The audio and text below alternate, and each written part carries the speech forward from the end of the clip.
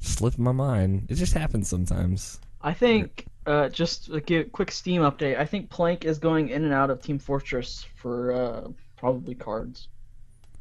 Wouldn't he just like leave it running then? No, you can get a card. You can get cards anytime you just launch the game. And you can only get one at a time, so you just keep launching. That's depressing. I mean, for Plank, I mean, he's gone in and out of it like 8 times since we've started. You're just watching your Steam friends list like a hawk. No, I get a pop-up every time someone goes in a game. Yeah, same here. Okay. Oh, Plank fan. Anyway, now that we're live on YouTube, my week, I just saved the best for last. That's why, and then I go live, so the people get what they care about. That's my foolproof strategy. I started school. I went in. I talked to a counselor for a little bit. And that was about it. That was all I did. I threw a party, which was really insane in ways I didn't expect, mostly because of Dive Kick. Which I know Nick, you're just sitting there boiling about that. Game's pretty good. Nick refuses to believe that. And I don't know. Like it was an interesting, fun thing. My roommate was really, really happy, which was awesome. And that's all I cared about. And then classes started, and everyone stopped talking to me, except for the people that have classes starting next week. So I just sat around and played Spelunky on the Vita. So we'll talk about some video games. Joe, man, what video games you been playing? Guys, I've been playing a lot of Saints Row 4. I bet you have. The Saints Row 4. Me too. I've been playing a hell of a lot of that too. Oh my god, Nopshin. You gotta talk to me, bro.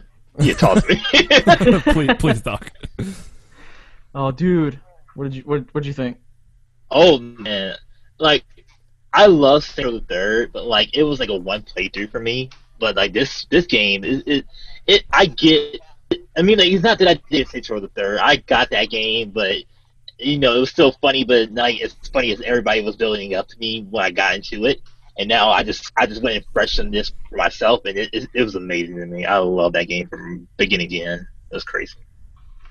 Okay, now we just need to get Alex to play it. Alex. Yeah, what's up? When are you gonna play Saints Row 4?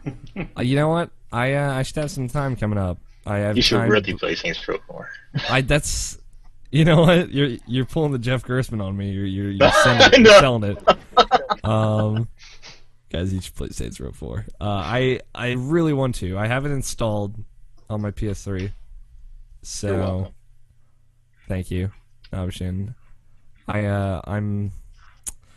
I'm like right there. Like I'm on the fence because like everything that everyone's told about me means like just tells me I'm gonna go collectathon crazy as soon as I start that game. Fuck the fence, man! Jump over it. I just like I'm terrified because I know I'll just like I'll never stop. I'll just keep collecting shit.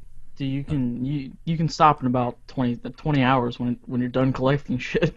Yeah, that's 20 hours later. Yeah, and that's like story game everything. That's not just collectibles.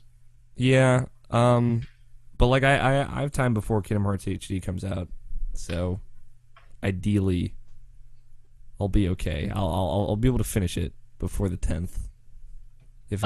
Question, no spoilers, but Joe, who's your favorite romance? My favorite, or who did I romance? No, who's your favorite? God, I liked Pierce. I'm proud. Just because of that question that he asks Pierce, like right before it happens.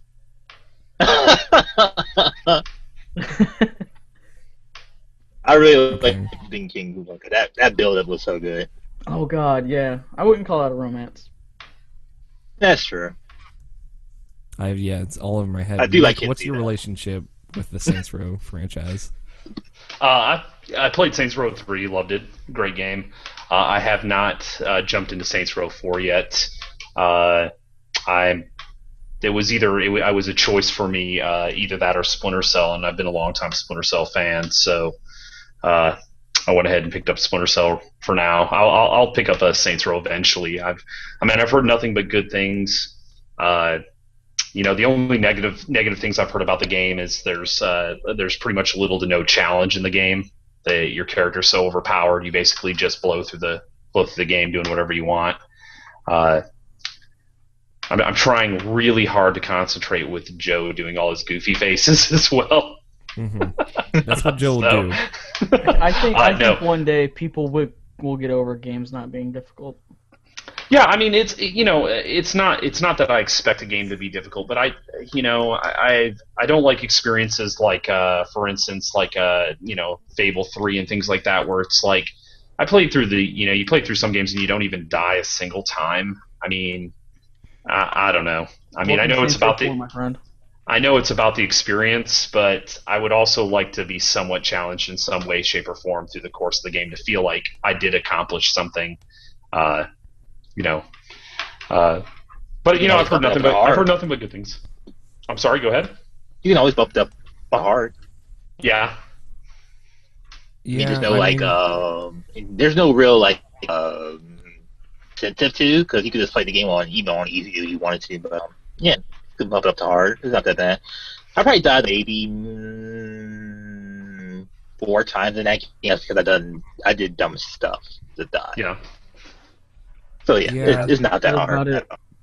The way I feel is like, I paid my dues. I've played video games that are just really hard, and I played Last of Us 4 times. I beat that game on survival. I really enjoyed it. Platinum. I know. I can finally go back to the multiplayer now. You have a problem. And I really enjoyed it. It was really hard in a lot of cases, sometimes even frustrating. But, I'm okay with a game that just says, have fun. Just, you do you, and have a good time. Play the game. Play the game. All right, Reggie. I don't know. Saints Row, it just, from everything I've read and heard, Saints Row 4 just comes across as a title to me that that I might actually enjoy watching someone else play through the game, just to get the jokes, the cinemas, the jokes, all the inside stuff in the game, and that would be just as much as experiencing it as actually playing the title yourself. No, a huge part of that game is how fun traversal is, and just kind of like running through the city and like jumping from building to building. It's like if you took Crackdown and tried to say I could watch someone play that and kind of get a sense of how fun it is to jump and run really fast and like punch the shit out of things. It's like, I mean, you can get an idea, but for something that seems like it's such a core part of the gameplay, it seems important to me. Yeah, I mean, it seems like a fun game to play. As Reggie would say, I should play the game, but also in the words of Nafshin. Where does this rank for you guys as far as like favorite games of the year? It's pretty high up for me. Like at least the top 5. Okay, what about This is you, the Joe? funnest game I've played all year. Okay, is it your favorite all year? No. Okay, that's a good answer then. Cool. What else, Joe? What else have you been playing? I don't want to talk about Game Dev Tycoon. What? Tell me about Game Dev Tycoon. Guys, you've played Game Dev Story? I've played a lot of Game Dev Story, actually. Do you want to play that on a computer? Sure. Why not? Sounds fun. All right, you should go buy Game Dev Tycoon. Sold. Right. There you go. There you go. That sounds good. I got to the part where Nintendo just released the Super Nintendo. Okay. And I've upgraded my studio once, and I got 3 people working with me. Okay, so like, how does it compare as far as like what happened? Like, what's the pace like? Because Game Dev Tycoon Story moves pretty quickly. Dude, it's pretty quickly. I played an hour, and I went from PC to Super Nintendo. Okay. All right. Do you think, like, I'm trying to see if, like, is there a big difference between this and Game Dev Story, or no? Is it literally just the same thing? Dude, it's the exact same awesome thing. All right. I mean, it looks better. You can like train your people like you could in Game Dev Story. They can get better at certain tenets of game making, such as like design or tech or stuff like that. You can put research into like your game engine, your game types, what systems you want to go. If you want to build on a new system, there's a licensing fee that you have to pay. Like, it's the same thing, and it's so good. Just easy to sit down and lose yourself in, I'm guessing. Yeah, man. Yeah, I like To the that's what music, like what? the moment you want it. I'm so disappointed in you. There's so much Eminem in this fucking episode. It's obviously it would happen on the one Greg's like, man, I don't want to be on this podcast. Well, you know, that's a tired joke. I'm not gonna make that joke anymore. Just more brotherhood jokes, right? If someone likes good anime, they could be on this episode. Or Wow. sorry, they like better anime. Okay. I love you, Greg. Don't hug me. Don't.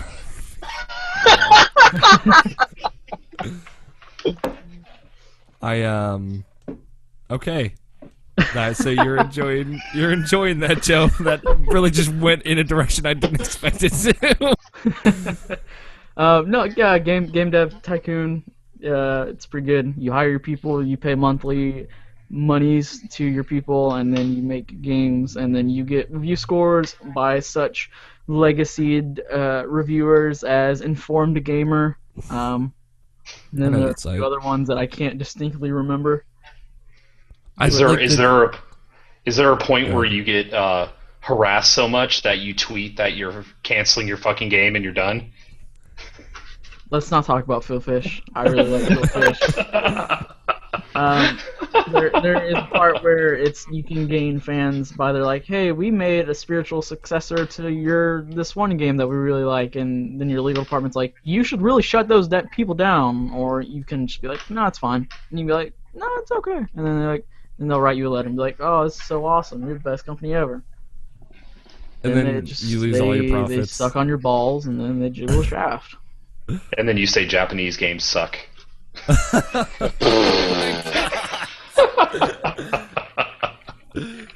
Okay, there you go. There's your Phil Fish reference of the week. To be clear, it was modern Japanese games. Modern Japanese games, yes. I'm sorry. Jota Blow said, "You don't give him shit." I'm joking. Whatever. I know. Let's please talk about Phil Fish more. What do you want to talk about? I was kidding. Please, let's not talk about Phil Fish. I'll fucking talk about That's Phil just Fish, pretty- goddammit. What did Evan say? Did you say Evan something? He That's just said pretty fun. Okay. he made some walrus noises and then like slapped his tail around a little bit. Walrus have Pronounced tails? a couple of Japanese games and then somehow surprisingly 5 or 6 English words. Okay. Um, You screamed Tales of Vesperia, and then I like Chucky Pie. and then he said something about Battlefield on consoles. Mm-hmm. And then all of the internet stopped listening. That's a good, pretty much a good summation of Evan, right there. I just want to I say, Justin, Harold, and Spencer are watching right now. Just want to give them a little shout out. Thank you guys for watching. I'm I sorry. only care about Harold. You only care about Harold. Harold's awesome. So, but, I agree. Justin's pretty cool. I don't know who Justin is. The Sigma Omega. Oh, hey buddy. I know you. Awkward. All right, Blame it on the ADD. Joe, you're done. That's all you got. That's, I mean, yeah. Okay. Geometry Wars. Oh shit, son! Why isn't Geometry Wars 2 on PC? I don't know. It's a damn shame. I agree with you. Geometry Wars 2 is really fun. Geometry Wars 1 is kind of boring. What's the difference between 1 and 2? I wouldn't know. There's a lot of new modes, new shapes to fire at. I don't know. I haven't played 2. Which those shapes come into play, man. Those shapes are fucking dope, man. So many geometrical shapes. Holy Holy Nick, shit! geometry. They added a guys, hexagon to this one. Oh, God. I started watching Breaking Bad. Okay, where are you at in Breaking Bad? I finished season 1. Okay. If you pretty far behind, but it's really good. if I'm gonna by keep the end going. of season 2, see, like at the end of season 2, I was like, man, I don't know if I like this anymore. Keep going because I feel like season 2 is like the weakest point of the show. But did you keep going? I did keep going. Did and it get better? It got leagues and bounds better. Okay, that's all that matters. Season 1 was really good. Just imagine Malcolm in the Middle dad busting ass. making meth. And There's a great video that when you catch up I'll have to show you. My brother sent it to me. That has a great Malcolm in the Middle reference just thrown into the middle of Breaking Bad. Oh Jesus! And then in the season 1, he's like, "Man, you look like Lex Luthor." Now he is playing Lex Luthor. Is he playing Lex Luthor? Is that like official? Yeah. Really? Yeah. Cool. I don't know. I don't know if his voice suits someone super menacing, but moving on. Well, you've only done season 1 of Breaking Bad, so that's why. It's true. He also has done a couple voices in the original Mighty Morphin Power Rangers. That dude. Really? Yeah. Yeah, he said that on the Colbert Show. I remember it. Huh. I didn't know you watched the Colbert Show. Oh shit. Colbert. Colbert is fucking amazing. Colbert's pretty cool. Anyway, let's talk about video games. Nick, man, what have you been playing? Yeah, I've been playing Splinter Cell, like I mentioned. Blacklist. Working my way through that. And then I just got a review copy of Diablo 3 in yesterday. And wait. How's Splinter Cell for you? Like, how's it rank up for the other one? It's better than Conviction, definitely. I think the problem with Conviction was they took the series in a whole new direction and they made too many changes to it. They tried to make it more of an action game than a stealth game. And so this one kind of takes some of the ideas from Conviction and meshes them with some of the older, more methodical Splinter Cell type gameplay. It's got like the mark and execute and everything like that. But it's a great game. It's faster paced and very pretty. It's got a lot of metagame stuff in it, like on your friends list, challenging your friends to finish a level, faster than you did, get a higher rank, and then it's got a ton of modes. It's got a co-op, the campaign. It's got kind of like a horde mode where you can jump in there and try to survive wave after wave of enemies, and so it's got quite a bit in there. And then it's got this. They brought back the Spies versus Mercs multiplayer, and you can play it either. It's about Spies versus Mercs. Yeah, you can play it either as the original, like the classic, where you can't really manipulate the loadouts of the Spies or the Merc, and it's 2-on-2, like it was in Pandora, Tomorrow, and Chaos Theory. Or you can play the new Spies versus Mercs Blacklist, which is 4-on-4, and as you play any of the modes of the game, you gain currency, and you can use that currency to buy all sorts of different, upgrades, armor, gadgets, weapons, all sorts of different stuff, and you can make custom loadouts for your Merc or custom loadout for your Spy in the multiplayer, or you can use the money and spend it on Sam himself and, trick him out with all sorts of different stuff. So, definitely an improvement over the last one. I've enjoyed it. Are you missing the Ironside? Am I missing Ironsides? Yeah, I'm kind of weird about that stuff.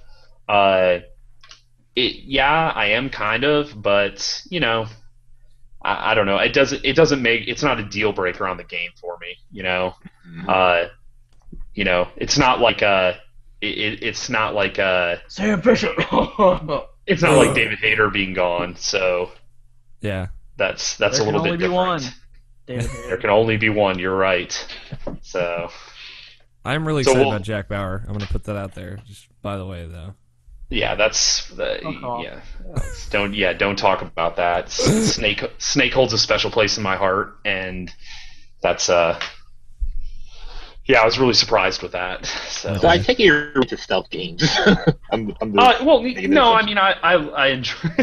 Yeah, okay, yeah, no, I'm not really into stealth games. I mean, I liked the Splinter Cell series, and I love Metal Gear, and Metal Gear's not for the gameplay because aside from Metal Gear 4 and Metal Gear Solid 1, the gameplay it's pretty antiquated in the other Metal Gears compared to what was available at the time. So, Mhm. Grease, but but yeah, that's what I'm doing. Sorry. I had to Sorry, there stretch- must have been a small earthquake that knocked my camera over as he was talking about Metal Gear gameplay. So seriously, when you have to release a game over and over and change the camera, like Subsistence and that was a lot. That was a lot more changes than just camera. No, you're Yeah. right, but I think. And that But I only think- happened in Mode. Metal Gear 3. I think that it was starting to show its age at that time, and even Metal Gear Solid 4, still, Metal Gear Solid 4, I think, kind of suffers to find its identity because you could easily just equip a gun in Metal Gear Solid 4 and run through that whole game shooting everyone Yeah. and getting through it. You only have to choose to play that game stealthily if you want to. It's pretty cool, though. I will say the stealth stuff in Metal Gear Solid 4 is pretty cool. Oh yeah, I mean by far, I mean the Metal Gear series is my favorite series of all time. I love the characters, the story, even as confusing as it can get at some points. But You are my friends. I'll let you know. I definitely think that it could use some up to date style gameplay mechanics added to it. So I'm hoping Metal Gear Solid 5 really pulls out the stops and makes it a little bit more fluid. It's got horse covers, though. It does. It has stealth horse. I mean, what more could you ask for? I know. I'm sold already. Stealth horse. Yeah, I will say, like, I started playing Metal Gear Solid after 4 came out, because I was like, hey man, Metal Gear Solid 4 looks cool. So I played Twin Snakes, and I played 2 Subsistence or Substance or whatever. Yeah. Then I played 3 Subsistence, and then I played 4. Mhm. That HD All- collection is actually quite good. Yeah, it is. Yeah, it is. All It in is. quick succession. I've still never played the original Metal Gear Solid 1. I want to. That's If you've played Twin Wow. Snakes, then you can go back and watch the cutscenes, and then you will be A-okay. Yeah, like, I understand what Twin Snakes is. I didn't before, I do now. I thought Twin Snakes was fine. Twin Snakes is the only good thing that Dennis Dyack has ever made. That is a complete lie. Well, no. Okay, so what are you going to go off on? Eternal Darkness? I mean, I've never played. I was gonna go off of Blood Omen, but Oh, Blood Omen's pretty good. And don't you dare say Too Human because that game was no, good. Too Human wasn't very good. um, But I mean, Blood Omen just kind of spawned off my entire favorite video game series. Yeah. is that in the Legacy of Kain? Yeah. That's the Okay. first one. All right, I wasn't sure. I'm real salty that they haven't made another Legacy of Kain game this entire fucking generation. Justin says he's really offended by you, Joe, by the way, and Harold says he loves you. Sorry. I don't know your real name. I know Harold. I've met Harold. And then other than Splinter Cell, like I said, I'm playing Diablo 3, Yes. Xbox 360 version. That console version's pretty good, huh? Yeah, it's not bad. They don't give you a lot of options as far as mapping your controls, which I would have liked it if I could switch the button mapping around. And if you like I was mentioning to you earlier, Alex, if you're kind of a graphics whore, visual, you want the eye candy, PC is definitely the place to be as usual. But I was pretty surprised with the downgrade on the visuals for the console version. Is it running at 60 frames per second? I don't know. God, Okay. no. Because like if there's a big downgrade, then that might be why. It's from what I've played, I would not even call it in the same genre of game from what they did to it. It's like it's more of like a weird third-person action game than a kind of Diablo-like. yeah, kind of like a weird dungeon crawler. Yeah. Yeah, I haven't gotten far enough into it. I think I'm only like level 5 right now. I haven't gotten far into it to make any kind of final assessment or anything like that. So I'm going to be playing it most of the day tomorrow to start typing up a review. So Gotcha. What chapter are you on right now? oh gosh, just like chapter 2, I think. I just God, what's the old man's name? You save him down in the ruins at the beginning. Deckard, is that? Deckard Yeah. Cain. Deckard Cain, yeah, I just saved Deckard Cain and brought him back to the village, and that's as far as I've gotten. Mm-hmm. I mean, it's still, it's Diablo. I mean, still loot drops and fun to play, and I'll get on there and play co-op with some of my buddies, and I'm sure we'll have a great time. And I prefer playing on my console on my big screen on the couch than I do sitting in front of my PC.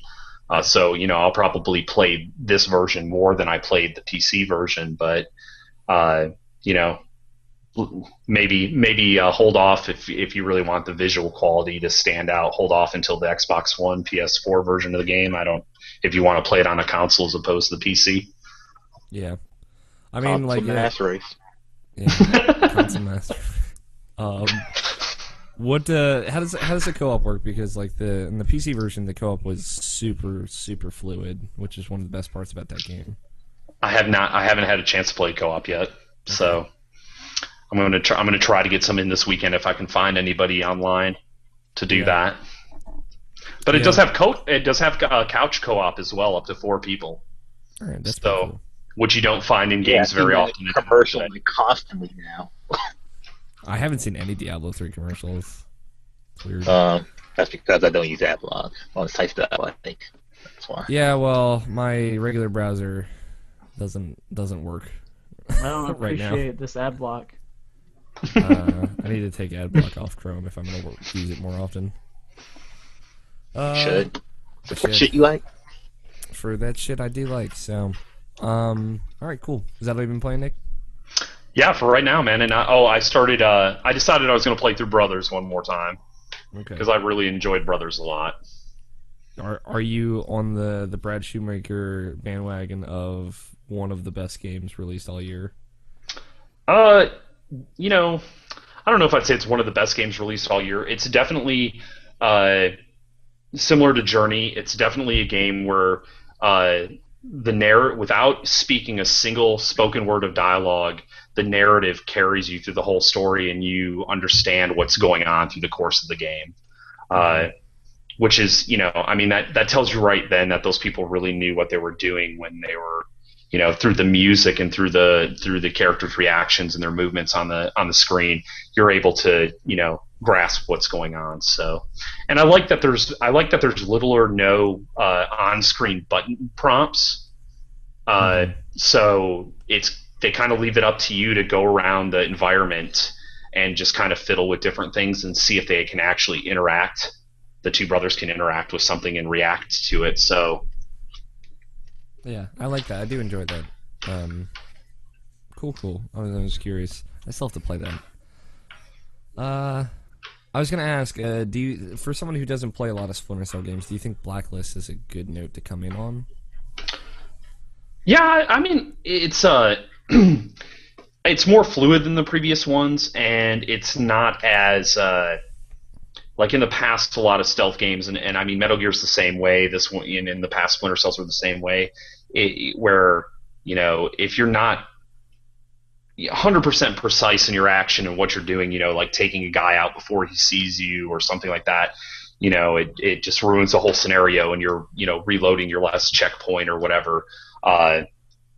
So it's a lot easier going in that. Like you can if you're sneaking up on a guy and he turns around and starts to spot you, you can actually full out run and get to him real quick before his alert meter fills up and take him out without anybody noticing. So it's a little bit more forgiving in that aspect. But yeah, different voice actor. They don't make very many references to the previous stories. So is this a prequel? It seemed like it. No. It definitely it does make a couple references to Conviction and some of the events that happened in Conviction. So yeah, Sam Fisher's daughter's still dead, right? So spoilers. That's been out in the open there forever. So if that spoiled it, I'm sorry. Yeah. Yeah, because like they were talking about in the Bombcast, like they're kind of going off of that still, that plot line, but it seems like kind of weird alternate stuff. Yeah. All right, cool. That's all I got for you. Nabashin, video games. Oh god, what happened? Still trucking through Dragon's Crown. That's just like the game I wanted to play. I'm almost at the end of it. Still working through it. Still using Yelp. I really want to do it so I can like try out the other characters, but I've been having other games distract me, like Saints Row 4. So yeah, I beat that game, and that game was awesome. We already went over that, so I don't need to talk about that. More DuckTales. Beat the Himalayas, so all I have left is the moon level and the secret level at the end. I don't know if there's that. Oh yeah, I thought Killer is dead. And that game really intrigues me. It intrigues me like so much, and not in a I'm not in so great, but not in an interesting way. But like, it's so. It's not even like, I can't even say weird is like a great way to describe it, because like this is a shooting game. I played a lot of shooting games, so I can't really even say it's weird. It's just so different. It's just a different type of game. Like the combat is like any character action game, but like the tone of it and like just the way they just present everything to you, it just seems different than anything I played for there. So I'm just really like intrigued, and I can't wait to like really dive into it. I haven't played that much of it, unfortunately, because of Tony. He's been playing a lot of Saints Row 4, and like so pretty much anytime he's like I'm not playing anything or getting ready to play this game, like yo, let me play Saints Row 4. I'm like, sure, I'm a nice guy. I'll let him play for Tell like Tony 5 to get hours. his shit together and buy a real console so he can play video games on it. Well, he's buying a PlayStation 4, maybe. So says Tony, all right? And he says he's buying a Wii U, maybe. Oh yeah, he said that. So he's full of shit. I don't know. So I'm curious. Have you gotten to one of the gigolo missions that everyone's been buzzing about in that game? Just unlocked it. I haven't tried it out for myself yet. I paid for it, so I know what I'm getting into. It's a shooting game. It's a Japanese game, so I know what I'm getting into. It's like it's something that wasn't advertised like way in your face beforehand, kind of like Dragon's Crown, but where it's like as soon as it comes out, then everybody puts their full attention to like, hey, this is bad. So like 5 months beforehand, when they show trailers of this actually being in the game, it's like, oh, I don't care, but whatever. So you didn't find Dragon's Crown a little gratuitous in spots? No, Pain Days. This is strictly my opinion. It doesn't bother me. I know where it's coming from. I've been to Japan, so I know what it's like to be in their place. You walk inside a place and see a whole bunch of like mannequin pieces around, so you know what kind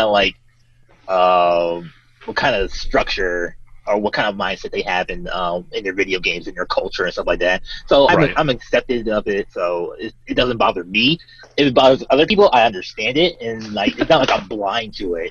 I can totally see if it bothers you, and all I can say is like, I'm sorry you can't enjoy it the same way I am. So I'll say like it doesn't bother me. It just kind of makes me a little uncomfortable. Like I went on a in your tirade pants. In my pants.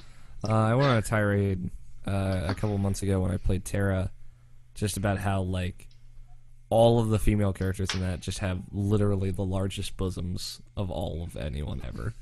And I was like, why Why does it have to be like that? I was, it's not like something that's like, man, I don't want to play this game and I'm boycott it and fuck this shit because of it. It's just like, it makes me a little uncomfortable.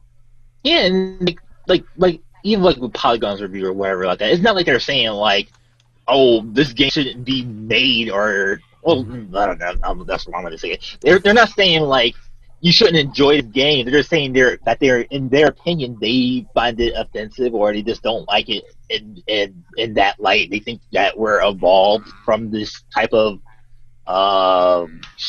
set and swing of winning, I guess you could say. So well, it's just an opinion. Everybody has an opinion, so just live with the people. Stop jumping down everybody's throats, jackasses. And other than that, I've been playing Spelunky.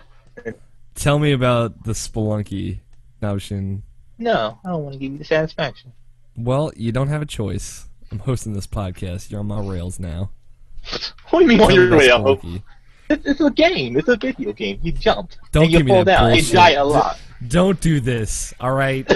What? What do you think of Aren't Spelunky? It's You okay. You never really played it before, so... Yeah, because... No, I don't want to get into an argument right now. Because I introduced it to you in the worst capacity ever, so you just lived in spite of me. You had people around me. That's the worst thing to do. I know. And obviously, here's a controller, plays a game. What is happening? It's fun though. I enjoy it. Okay. How far? You said you got to the jungle once. Yeah, I got to the jungle a couple of times. I haven't got past the jungle. I'm seeing this guy halfway through. He's like, "Hey, give me stuff, and I'll make something eventually." So you can skip to this place. I'm like, "Okay, well, thank you." It sounds like it's That quickly barely turning into a conversation Tony would enjoy. How do you mean? Talking about jungles. What? How does I that have no make idea. sense? League, man, you got a jungle. Oh my god. I feel like you were reaching on that one. At least in this audience. Like, maybe if How about- Greg were here. Had to be. You got a jungle. Tony doesn't even really play League anymore. So he says. Jungle. Jungle.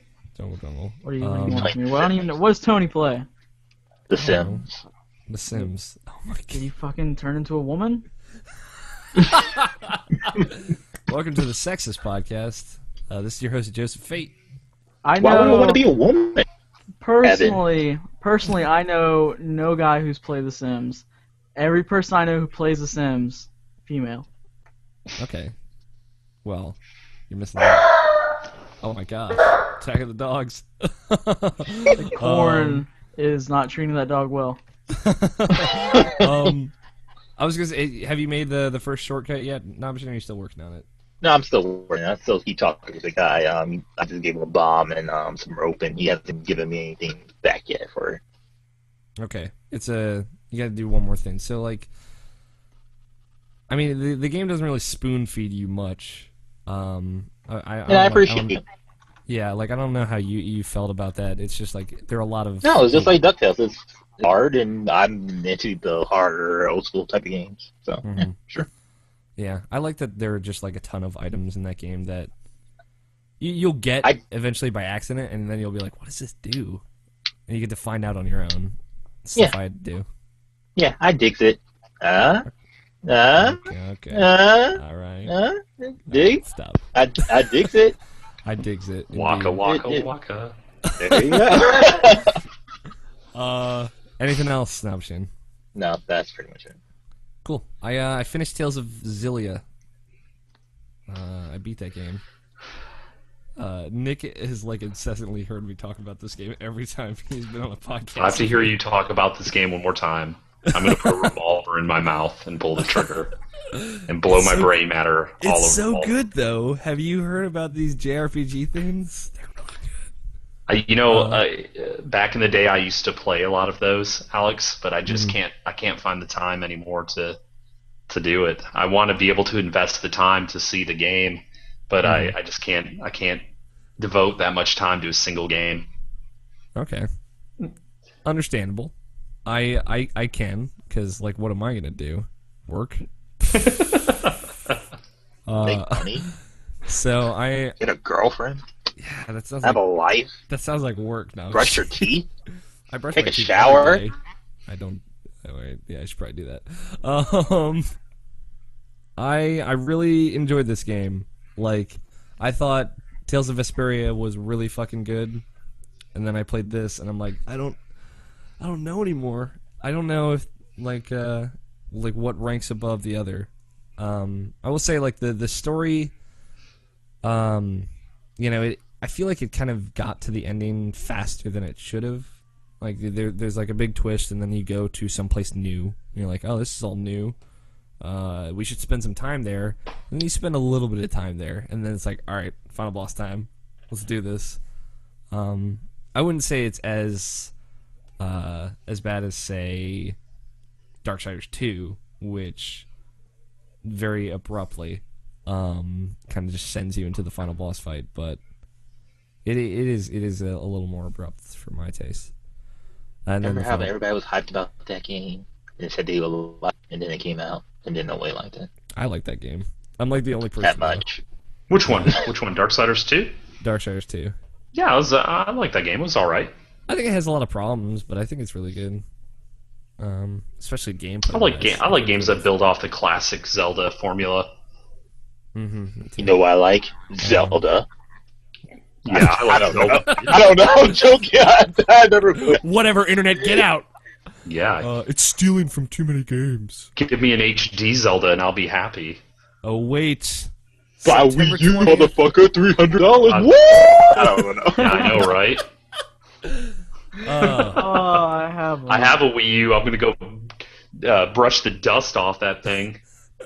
So You, true. me, and Joe all in the same boat on that one. See if I have enough room left on my 32 gigabyte console to download Wind Waker HD on the 20th or whatever. Actually, I'm not even going to download it because I don't know. Have you guys seen that little Ganondorf Ganon statue? That Oh my- shit is hot. She is It's so hot. hot. So hot.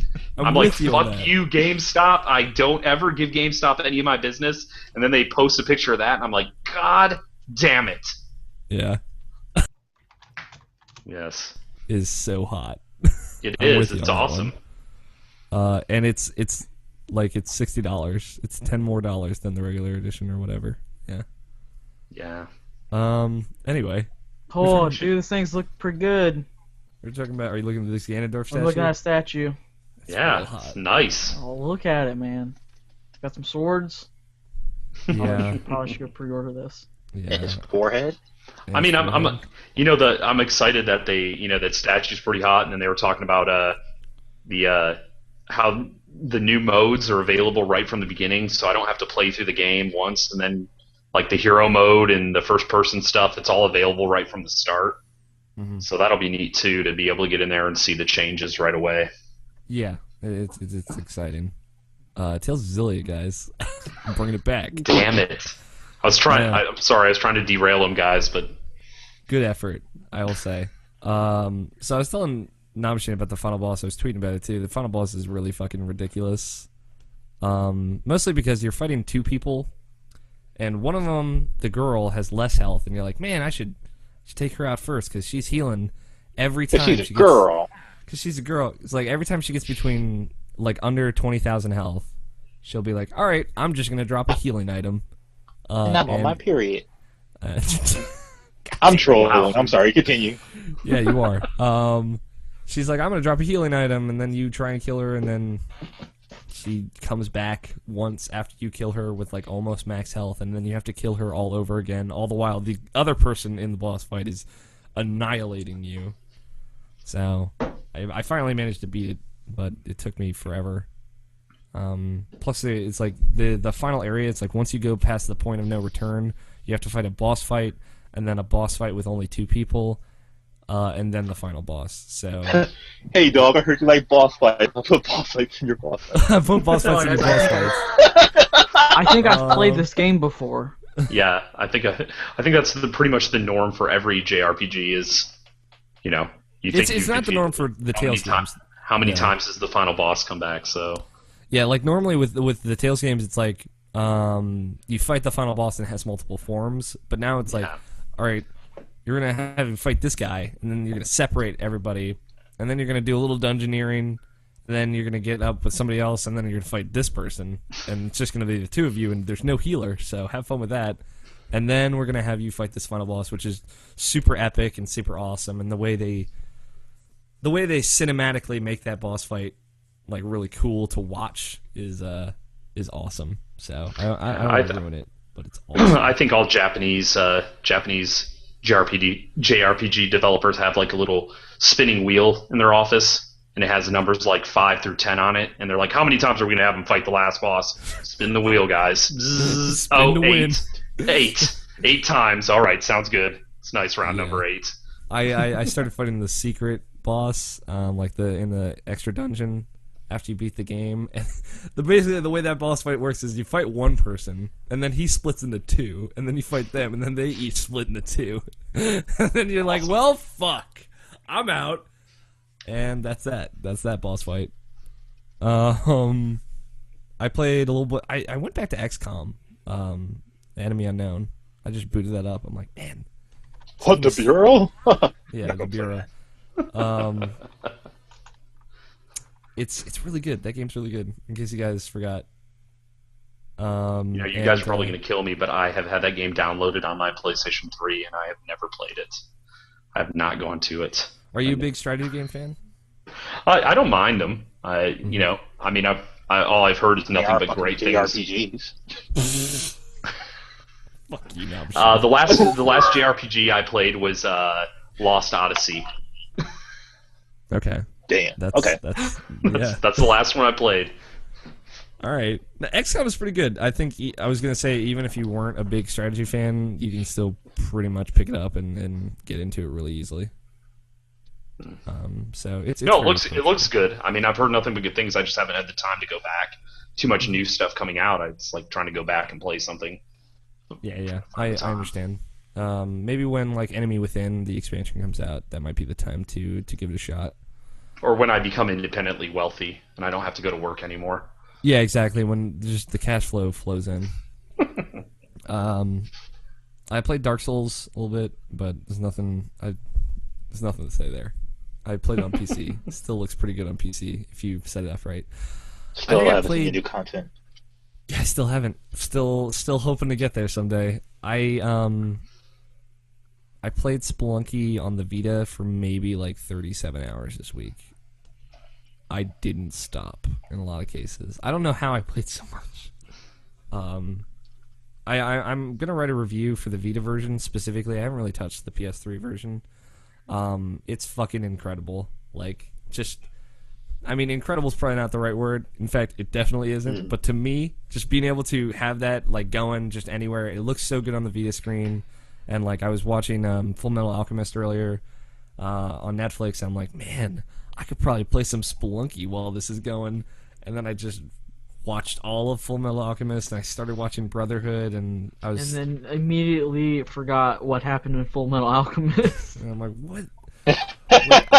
I took notes because I knew I would forget, so I had to take little notes. And yeah, it's easy to pick up and play. I think is the magical part about it, because your sessions can range from 30 seconds to 30 minutes. I don't know, man. This is like my Vita killer app. This and Persona 4 Golden. It's really good. I think it just works so well on Vita. There are a lot of performance. Your own Vita games. Yeah, man. So the only 2 Vita games that I have, and they're all I need. Dive Kick's been pushed out of the picture? Yeah, Dive Kick. I played it on PS3 mostly, honestly. Oh, okay. It's really good. It's pretty good. Still not gonna play it, Nick. Don't get me on my Dive Kick rant. That's okay. We'll save that for another time. Get you on that Dive Kick soapbox. My hate rant. Don't know why you hate Dive Kick. Oh yeah, let's not go down that road. There are podcasts. There are other podcasts on the internet where you can hear that. Yeah, stop me now. Stop me now. I would say there are a lot of performance issues on Spelunky when you get to the later levels or the specialty levels, where it's like, hey, it's snowing and there are ice blocks on this level, and it's really slowing down, and it's really affecting gameplay, which is unfortunate. But yeah, I mean, it hasn't been like too game breaking, but it definitely, because that game is so like timing is so important in that game, and a little bit of frame rate dropping will fuck you up severely. I will say it's a bit of a problem. It's a very noticeable about the multiplayer. Problem. Yeah, I was gonna say the coolest thing about Splunky on Vita and PS3 is that like if someone's playing on PS3, you can hit start LAN game, and then people on Vita can jump into that, and everyone on Vita will have their own screen, and you don't actually have to share it during multiplayer like you do on the 360 version.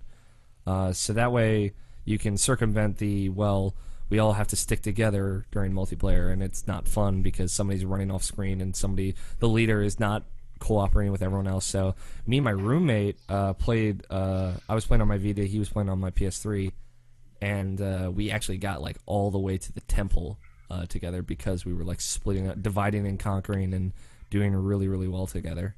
So it's the way they're doing multiplayer in this is the fucking smart way to do it. It's really cool. Look out for my review soon, hopefully. But yeah, that's it for video games, I think. Scott's going to come in here after the break real quick, and we're going to talk about some news. So we'll be back in just a little bit, guys. So, Nick, you want to keep recording all the way through? Yeah, no problem. I'm sure you expected. Never stop. Never stop. Alright, telling Scott he can join in. I'm going to need a drink. Alright, I'll be right back. Cool. I'll return momentarily. Everybody leave. I'll stay here.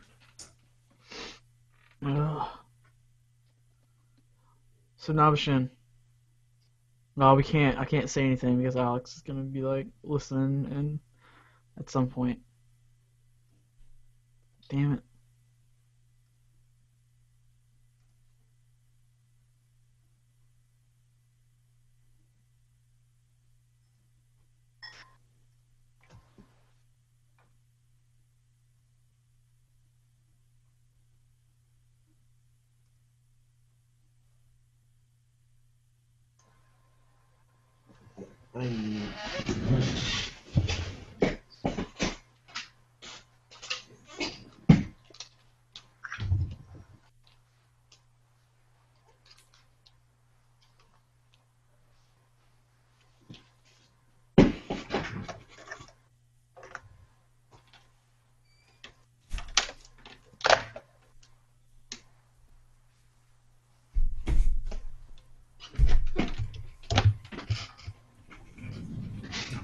You have a ton of Coke on your table. Scott! Massive amount of Coke on your table, man. Yeah, all the cocaine. Whoa. What? Hey, Scott, you ready to start recording? Almost. I just have to do...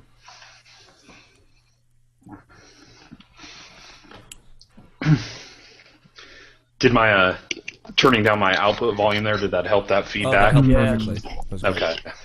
Sorry about that, guys. Apologize. It's fine. Audacity has given us problems in the past. Probably will give Scott problems this episode. In fact, almost definitely. Wait, you will give me problems? Audacity will.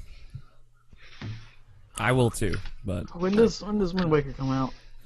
digitally September 20th, retail October 4th. What game are you talking about? Wind HD. Waker. Oh, yeah. The statue's so hot. Like Fucking Nintendo. Nintendo never Bastards. does stuff like this, though. It's the thing. Oh, well, they're a sinking ship, man. They're you know. Oh, clearly they're totally doomed. Not totally doomed, but I mean, Jokes.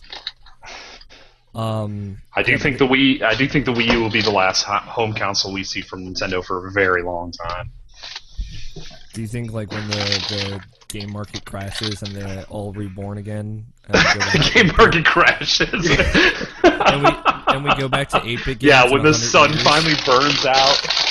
Yeah, the sun burns out and the game market explodes, and we go back to 8-bit games in 100 years. That will like Nintendo will make another home console then, and we're like, oh, 8-bit Oh, man, games. and they just- we can they need fucking to do get- that. They need to get somebody radical in charge that's gonna. I mean, they just Al Gore. I don't know, man. Just like the articles where they're talking to Reggie about the Xbox One and the PS4, and he's like, meh. Yeah, it's no. like, come on, dude, really? Come on. Save it because we're gonna talk about that specifically. Yeah, fucking. All right, Scott, you good? Yeah, I'm good. All right. You did do a sound check. Make sure I already everything's did. good? Are you sure? Yes. All right. I did the best sound check of them all. You just clap your hands. No, I just unplugged my headphones, hit record, and listen to you guys. Okay. That works. All right. 5, 4. Hold on. Let me. I had a little spit there. 5, 4, 3, 2, 1. Record. 1, 1, 2, 2, 3, 3, 4, 4, 5. 5. All right. That was really. It always sounds like that. It's supposed to sound like that for us. I got this Okay. cookie cake.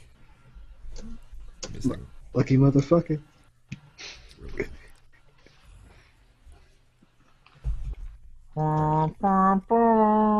I'm working on it. All right. It's podcasts. Oops.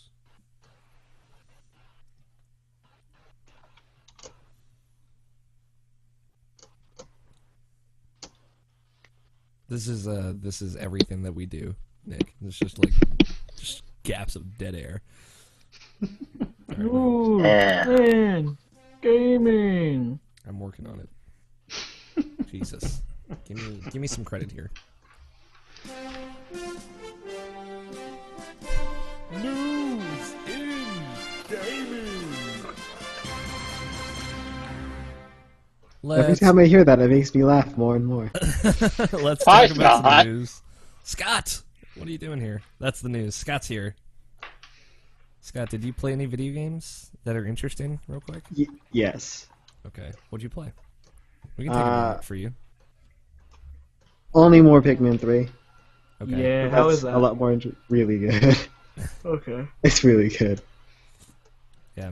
Joe, did you buy Pikmin 3? No. Yeah, you're part of the problem. So are you. I know. At least I know it.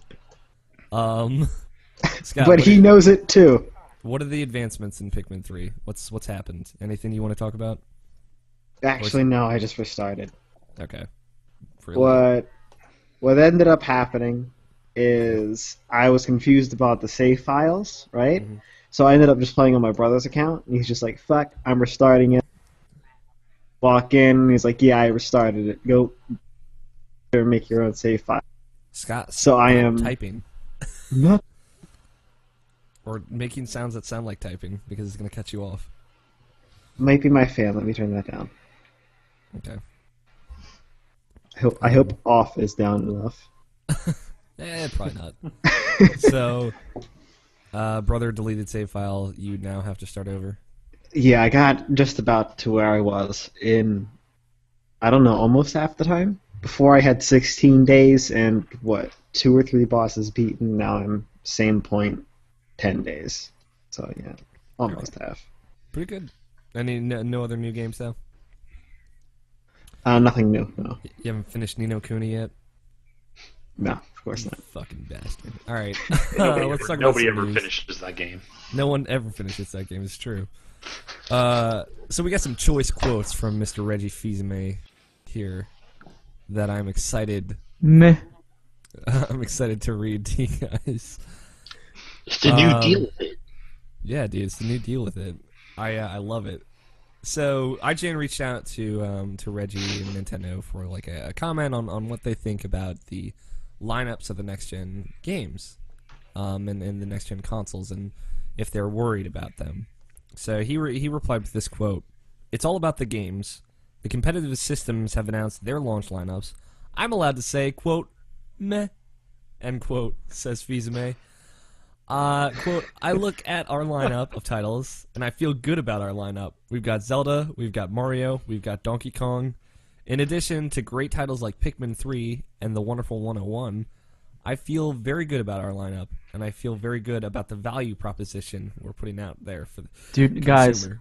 they've had the same games they've had since the GameCube.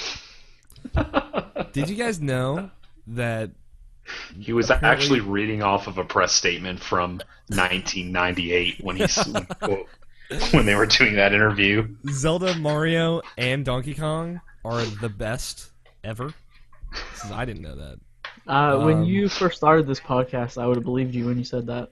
Okay. It's all right. Touche. Relatively accurate. Oh, did we used to be a huge Nintendo fanboy, Alex? I mean, I used to be. I just, man, I've just like become so bitter and cynical. Yeah. Nintendo didn't grow up with me.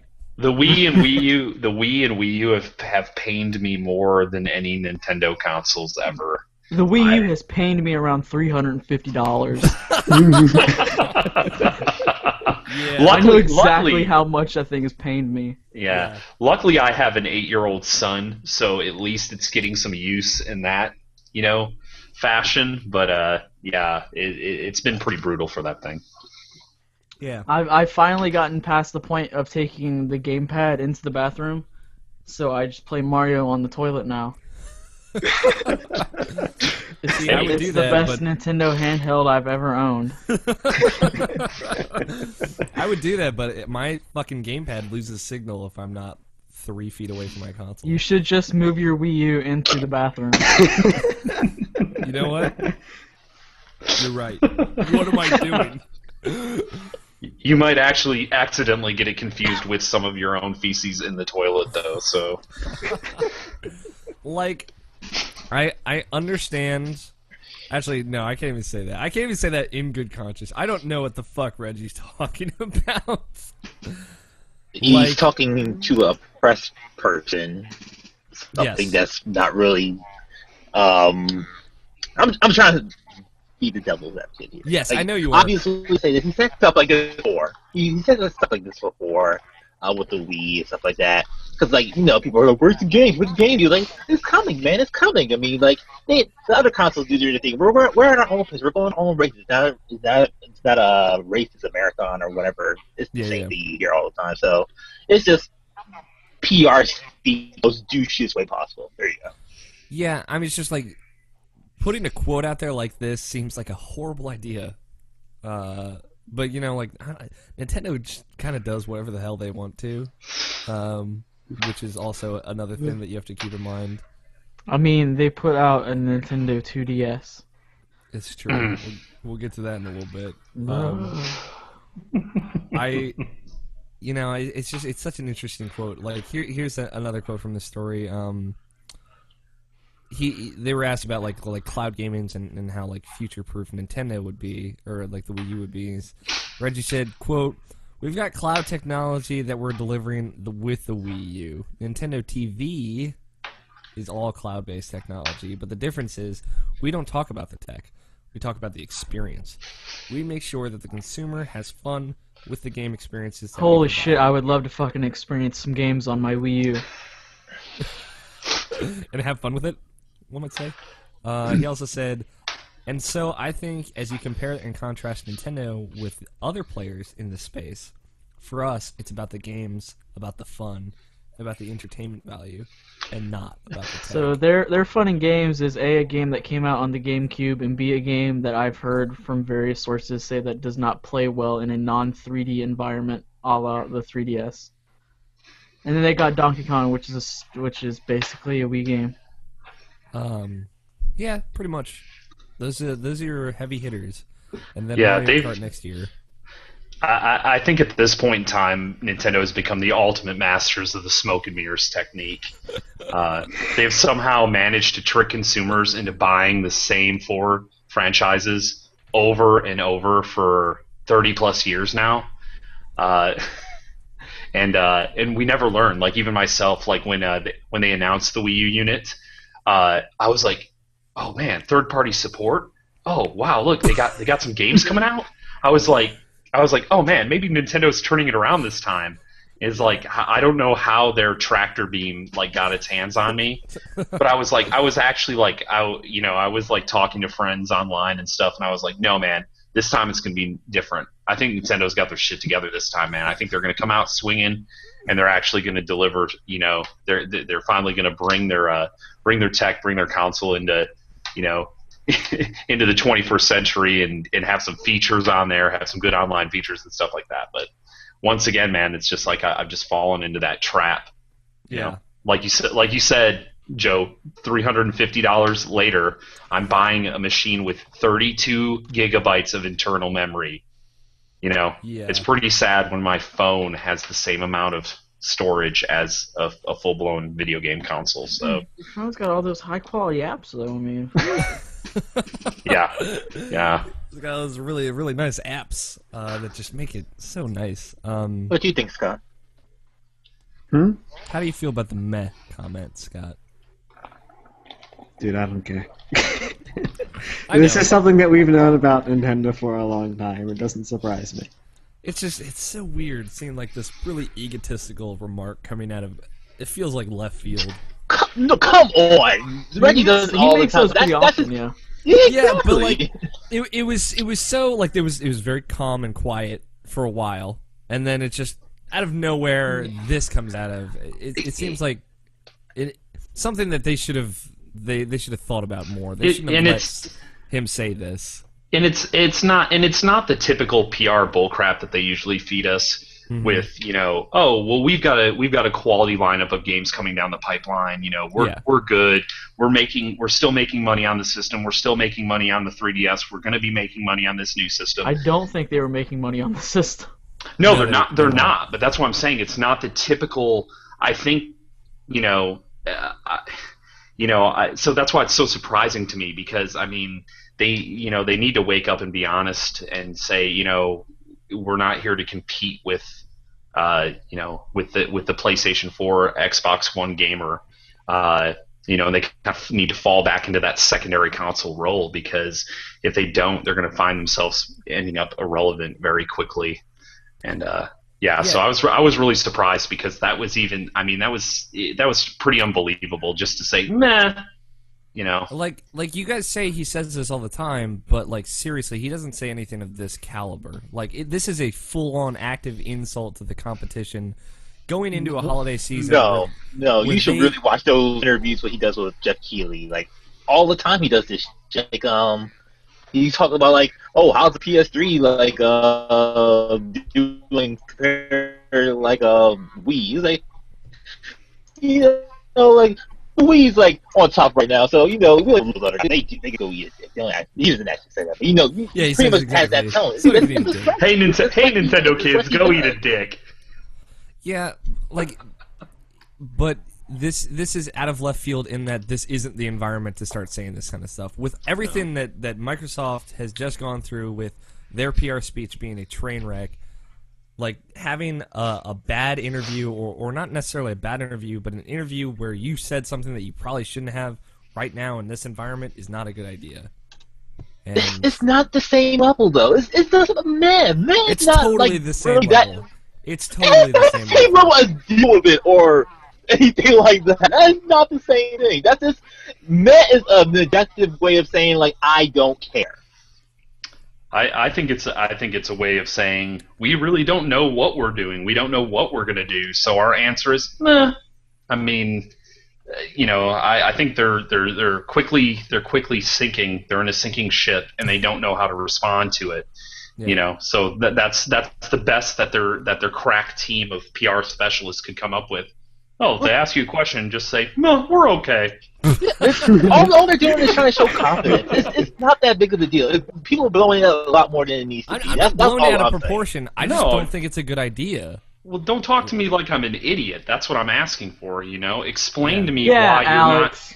You're not... You know, explain to me why you're not threatened by the two, you know, next-gen consoles looming, you know, that are right around the corner. Explain to me, you know, your marketing strategy, why your lineup is so strong. They got Pikmin, they got Donkey Kong, they got Mario, and they got Zelda. I mean, despite how they also have one for 101.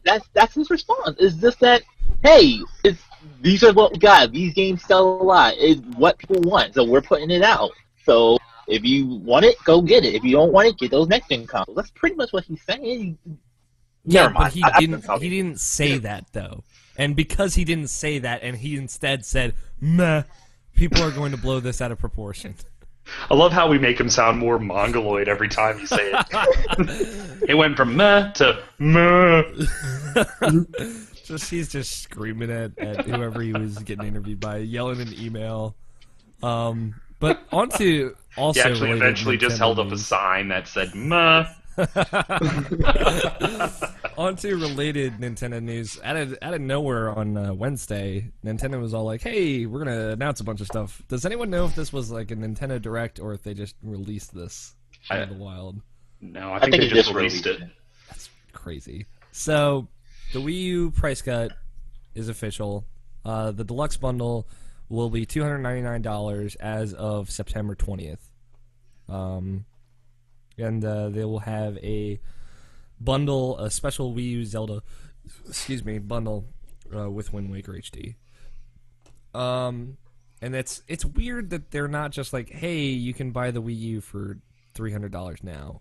It's weird that they're just like, hey, on September 20th, you'll be able to buy the Wii U for $300. It's like, So- guys, we know we weren't selling a lot of consoles, but until September 20th, we really just don't want to sell any. Which Well, is Zelda comes out that same day, so that's their plan. Everybody's been waiting for Zelda, so So along with that, they're like, hey, you'll be able to buy Zelda digitally on the 20th of September, and you'll be able to buy it at retail on October 4th. so buy your Wii U, download a game and eat up half of your storage space. Yep. It's not that then play big. It's like Zelda. 4 gigs, I think. Yeah, it's luckily it's not. Oh, too I'm big. sorry. A third. Whatever. Which is good. Like, I think it's really smart to release something like a week and a half early on digital because they'll make more money on it that way, and plus Oh, yeah. more people will buy it digitally. I want So- where's my fucking digital Ganon statue? Yeah, Yeah, exactly. I want They that should fucking- shouldn't announce that statue. So GameStop, if you pre-order now for an extra $10, you'll get this dope ass Ganon statue of him just holding two swords, looking cool as shit. And it's like Alex told me in private that he was gonna drill a hole through it and wear it as a necklace. it's true. I did say that. Just like this It's big like Flavor ass Flav's hold on, sword, but Alex was hold on. Ganon. Are you gonna drill the hole through the head, or are you gonna do just like? Well, the thing is, it's in like a snow globe like container. So, like Scott, I'm gonna link it to you so you can see what it's. It's really weird that I it's think like I in this figured glass out the chamber. album art for this episode. What? It's that The Flavor statue. Flav with. No, that statue, right? Huh. Hudson as the face. Okay. You just want Hudson in all the album art. That's why the only reason I'm on the show this week. More Okay. Hudson. Your Hudson quote is a little low. It's true. we haven't been having you on. It's hard to have Hudson on without you. We have some responses in the comment section. Harold says about ready to rage quit the show. Can somebody say something good about Nintendo? Do I need to get on there and straighten your haters out? Reggie is right. There, I said it.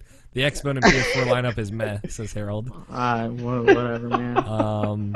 There's Justin there's says, a lot of I'm really out. good games. Want and need to pay attention to Sweet Zillia joint. And Harold also says, now here's where I bash Nintendo. Where's my fucking Wii U ambassador program? That's true. I don't know, man. They would have to have games that No. you can play on that system.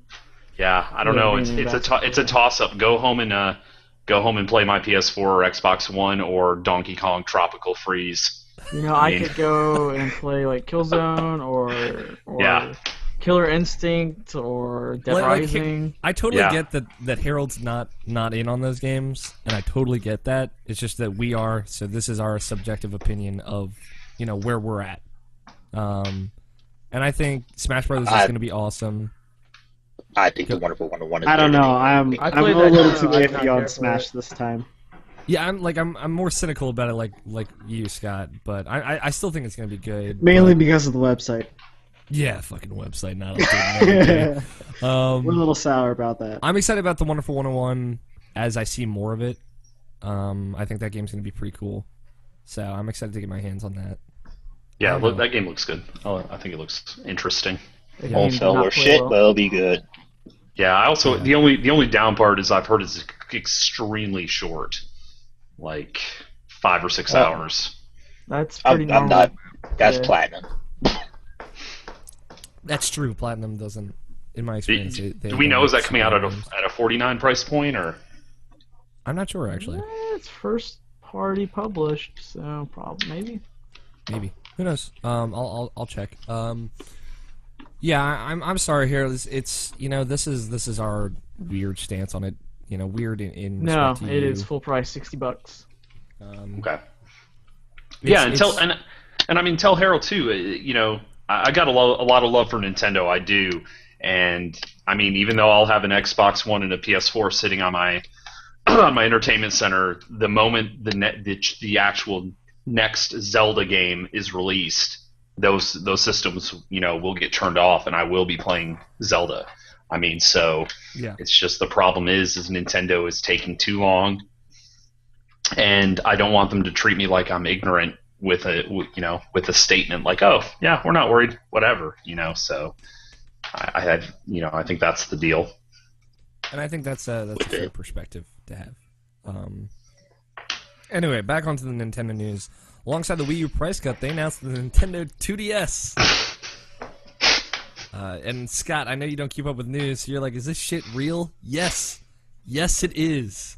I This is didn't disbelieve you. I just wait, what? Yeah, exactly. No. That's when Nabishin told me we were getting Killer's Dead, I picked him up. I'm like, wait, there's a 2DS? He's like, what the fuck are you talking about? I didn't believe it at first. So let me explain this to you. It is $130 in the US. That's the most important thing about this. It is a 3DS without 3D, so it can play 3D games, but it has no 3D slider. So it's a 2DS. All right, guys, come on. It doesn't fold. It's not a clamshell design. It's just a flat slate. And it's smaller. And yeah, that's all you got. Well, And it was designed by Fisher Price. if it folded, I might have said, you know what, I probably should have waited because Yep. I don't use the 3D slider at all. Yeah, I don't. but it's smaller screen sizes, so it's about the size of the original 3DS screens as opposed to the XL screens. Fine by me. And it will sell a million. And it will sell like amazingly. So Yeah, It 'cause comes out the same day. Pokemon. it comes out the same day as Pokemon. It's gonna sell great. Like whatever. Like I think it's kind of like a weird thing. I don't think it's dumb. I think it's smart that it's really cheap. Mhm. But it's Yeah, just like I fucking ugly. I don't like it. yeah, I think I'll it's say gross that. looking. You It know has what like a the fold. Fisher-Price toy. You know Has what to this fold. is. You know What? what this is and why this came out of totally left field and nobody knew about it. It just kind of came out of nowhere. This is their attempt to get into the wallets of parents this holiday season. I Oh, think totally. they realized that they are not going to make any money off the Wii U this holiday season, so they had to have something out there to make some money. And that's why they decided to go this direction. And it's gonna sell Oh, great. man, Nintendo's features all portable. At least that's what I'm seeing. Mm-hmm. Like it's gonna sell really well because it's $130. Like that's $30 more than a new DS Lite, and this plays all DS games and all 3DS games. That's $70 cheating the PS Vita. Yeah, They lost Like- all their momentum with the announcement. That shit Yeah. ain't gonna sell again. it's Thank you, insane. Nintendo. Like it's insane that they can make a 3DS that is this affordable. Like people will have access to all of those really good games out there for a really really good price. You know what's it's really surprising? What's the most surprising part about it, though? What? I didn't realize hinges cost so much. Yeah, apparently it's the hinges that's killing our pockets.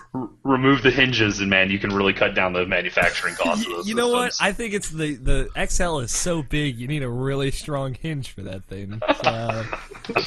So, it's really smart. Like Namashi and I were talking. Like the only problem I have with it is the brand confusion that I know consumers are gonna have.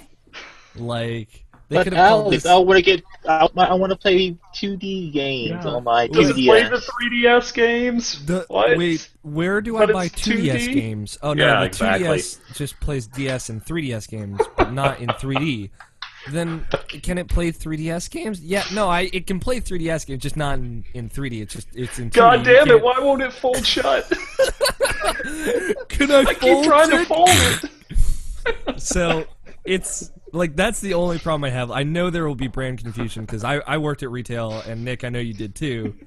Like working at a GameStop, like people come in and are like, so how does a 3DS work? I'm like, well, let me explain this to you. What's a Wii U? What's a Wii U? Oh, it's Nintendo's new console. It's a new console? Is it portable? Is that a tablet? Yes, exactly.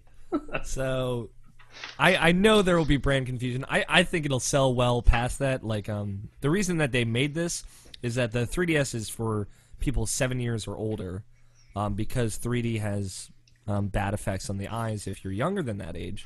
So this is like, hey, this is our 4 to 6 demographic 3DS. You know, it's an entry-level handheld. You know, it's really simple. Really light, really portable, except it doesn't fit in pockets at all because it's a monstrosity of a thing. And it's it's a really affordable, approachable handheld, which is really... Oh, I just thought of something. Go ahead, Nubson. Are they gonna put that controller pro on the thing? Are they gonna have an addition of that? They're gonna have a second analog The stick. Circle Pad Pro, it would go around the entire thing. Oh my God. Introducing the Nintendo DS, slightly smaller than your laptop. Yeah, man. Do you have a one screen, by the way, now? Right. Kids who have small hands to A, have their hands where the D-pad and joystick are, and B, be able to press those fucking shoulder buttons at the same time. See, the shoulder buttons was my concern. Because they're at the top of the system. All the way up there. Like, Are you kidding me? Are they really? I didn't even notice that. yeah, IGN did an unboxing. I'm like, all right, let me see what this thing looks like.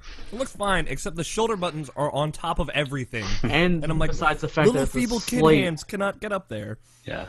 Yeah, they'll Has just have anybody to ever play told- against the wall. If they want to hit those bump it buttons, against the wall. they'll just Just bump it like against jam the it into the wall. Exactly. Okay, here you go, Jim. I'm going to play down here on the D-pad and the buttons. You're going to grab the top of the system and handle the shoulder buttons for me, okay?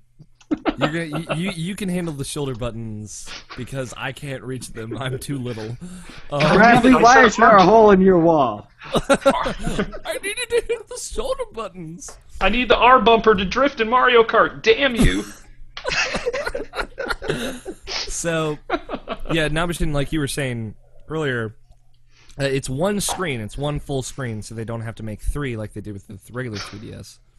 So I'm guessing like if that thing falls and breaks. Oh god, no, it's fucked. It is KO. fucked.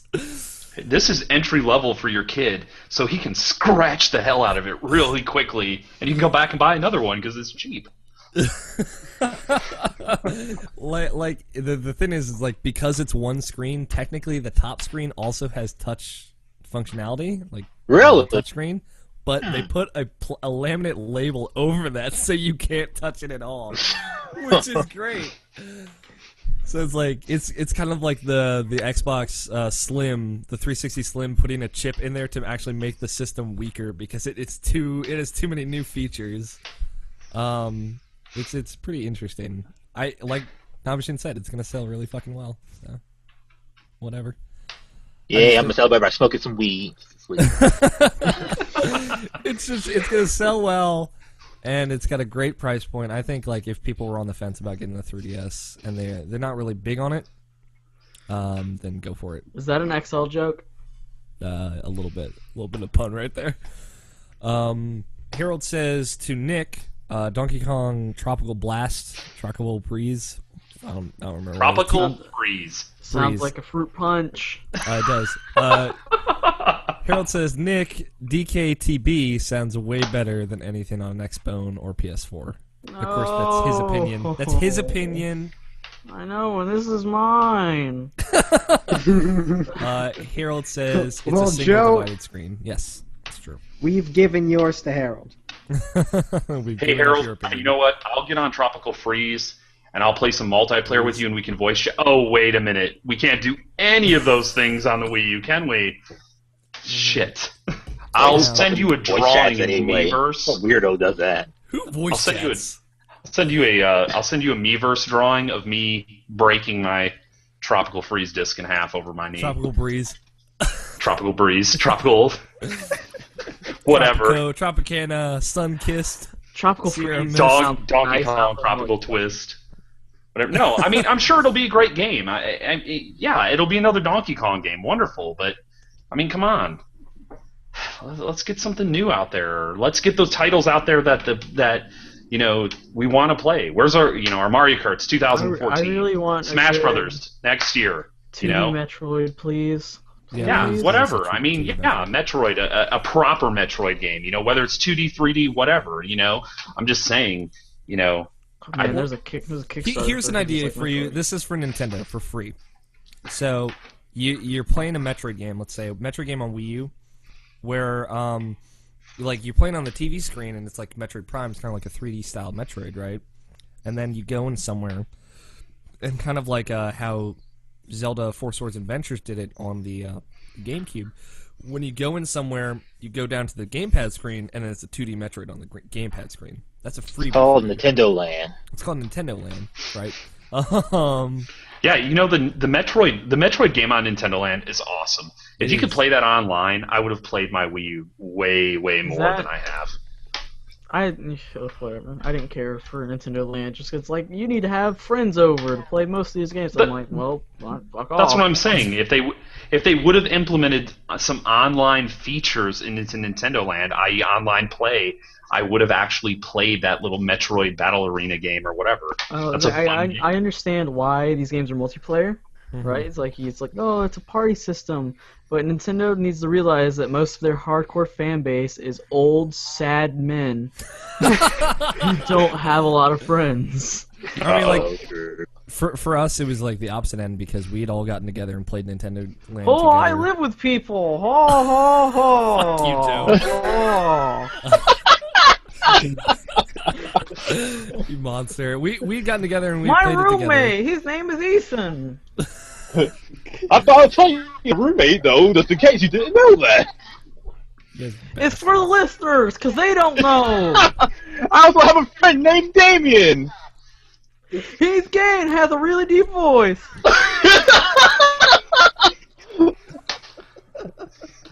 You done? Wow, we're sharing a lot of information here. There we go. I got nothing else. You forgot to end with the Evans Call of Duty. Call of Duty! No! Alright. Let's move on. Nintendo also announced a whole bunch of release dates. Specifically the release date for Tropical Freeze. Yeah, specifically Tropical Freeze.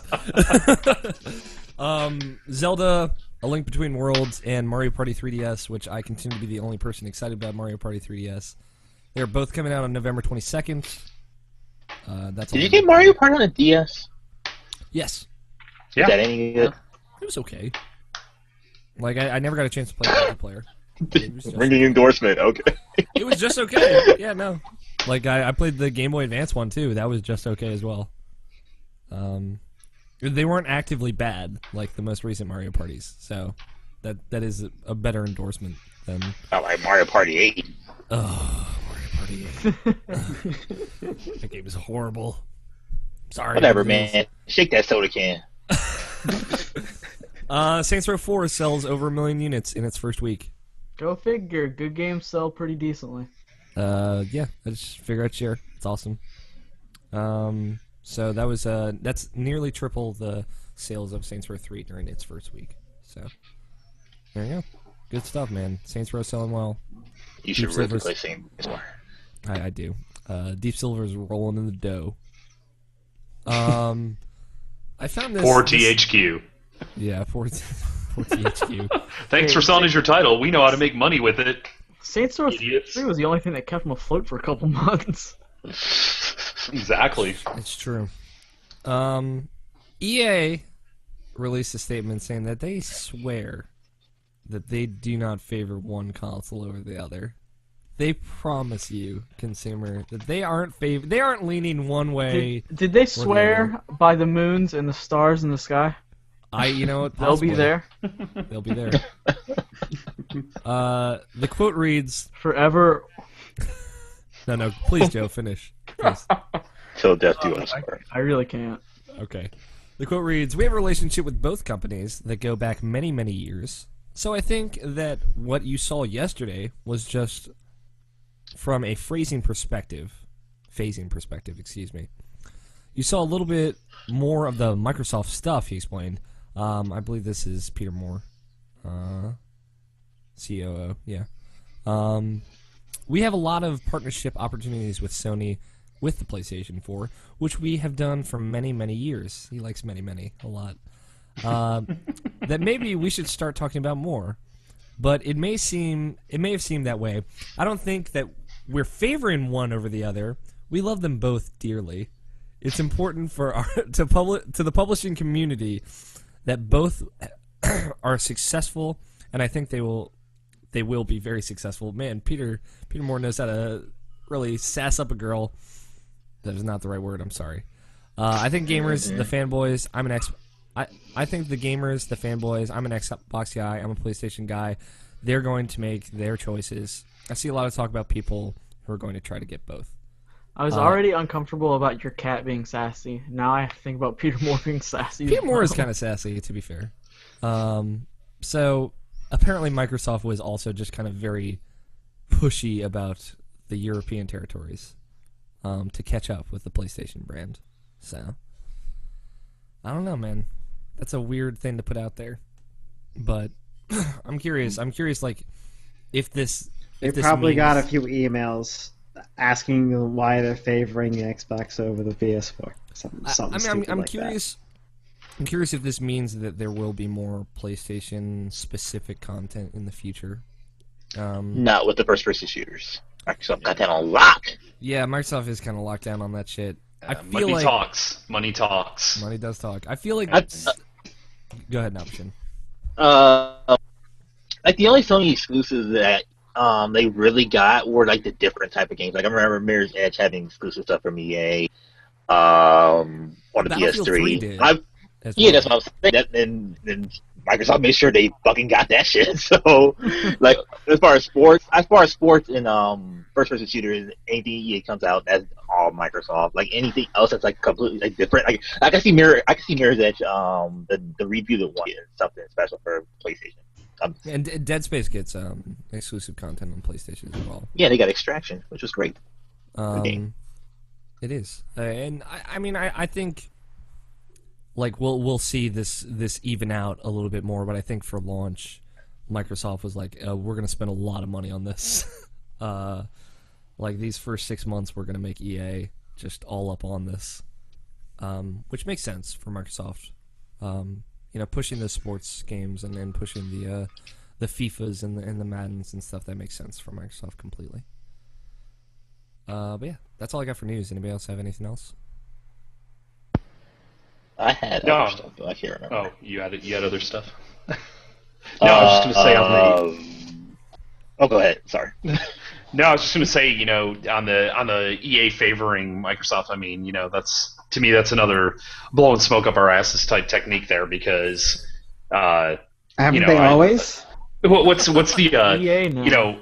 What's the over under on Titanfall? I mean, I'm pretty sure every publication under God's green earth has said that is the most impressive next gen title they've seen, and it's kind of funny that's only coming out on PC and Xbox consoles, so it's a little hard to say they're not favoring one system over the other.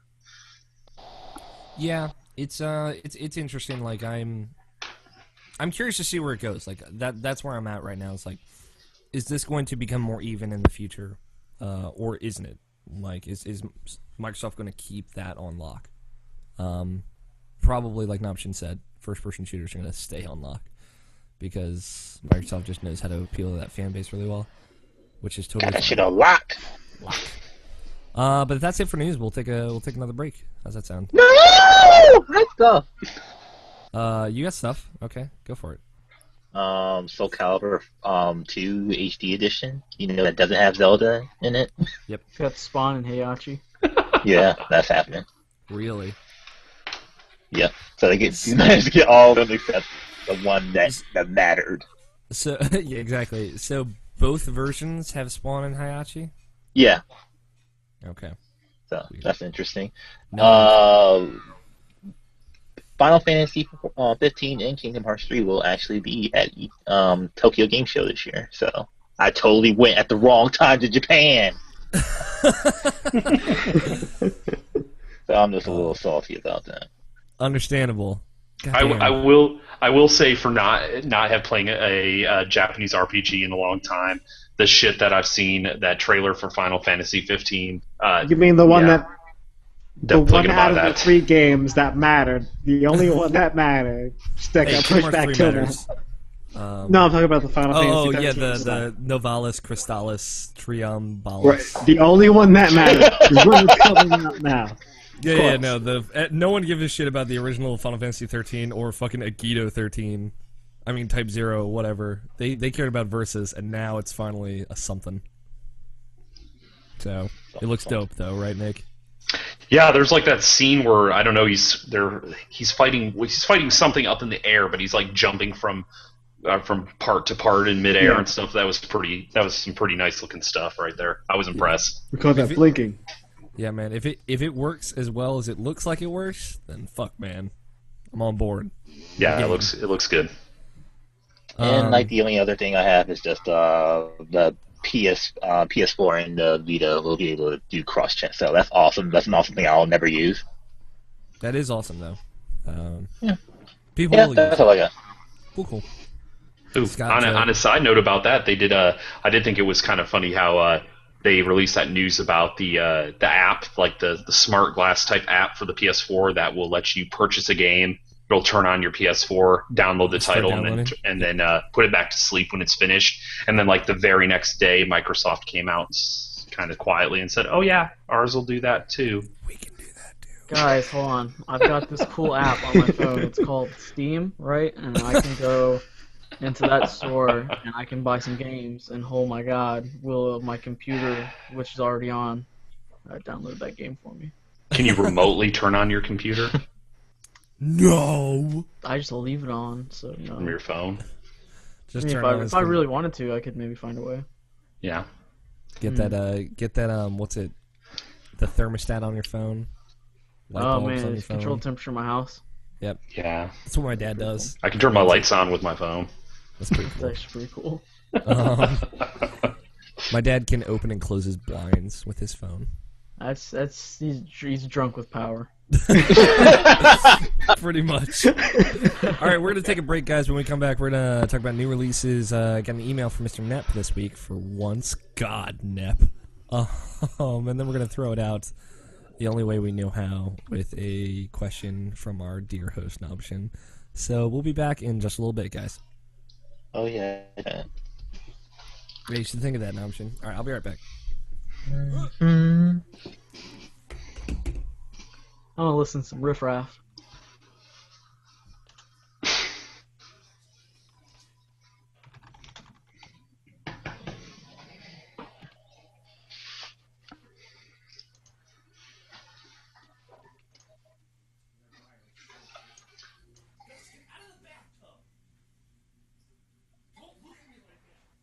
Are you fucking kidding me? Nope, refresh the page. I'm not watching an ad that's 2 minutes long. But no skip? Yeah, no skip. Damn, they're getting ridiculous now. I'm trying to support you. Blah, blah, blah, blah, blah, blah. You want to put on some 2-minute ads? Fuck off. It's for some Netflix show. It might have been Orange is the New Black.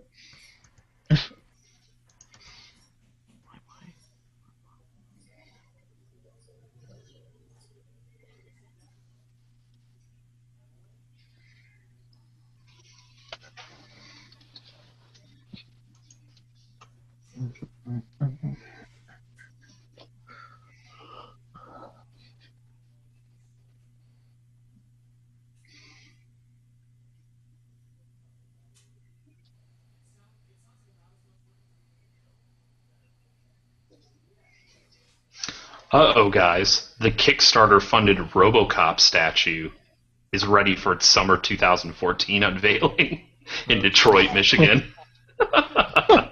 Don't they already have a goal between Detroit and RoboCop? It's pretty bad when you've come out and admitted that your city is as bad as it got in the movies, so we're going to put a giant statue of RoboCop in our city. Oh man, has anyone seen the Kickstarter for this game called Ghost Song? No. It's basically looks like Metroid, Like a Metroidvania style type game. I think I've seen some images. like a super duper 2D, awesome, like nice animation Metroid. Is that the one? Is that the one where he plays the kind of a manga anime style looking girl? I think in it. No, No. Okay. I don't know what I'm talking about then. Sorry. I put a link in the Hangout.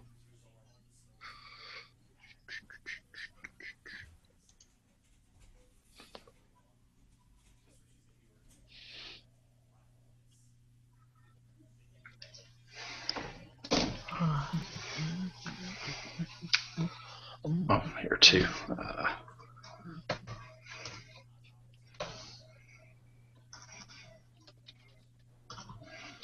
God, did you see that thing that quote I posted, Nabshin, Which one? about the federal government? Yeah, I did. I know. I get some weed.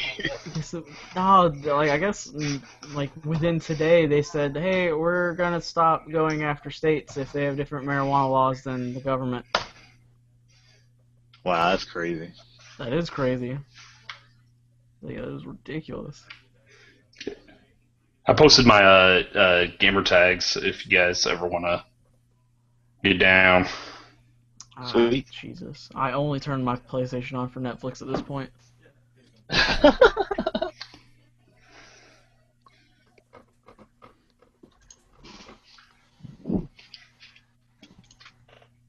Still fucking solid.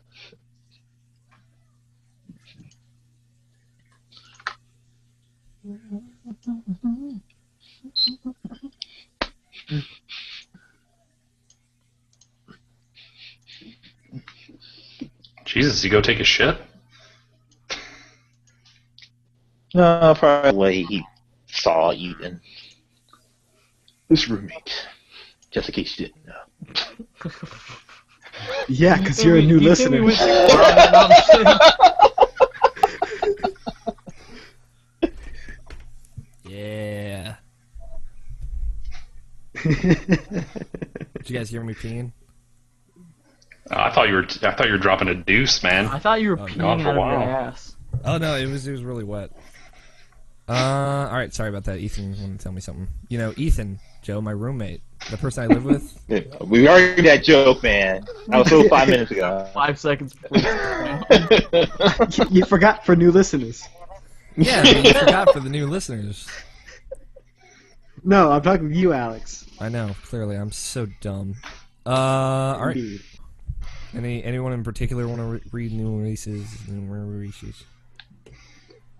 Or do you want me to just read it?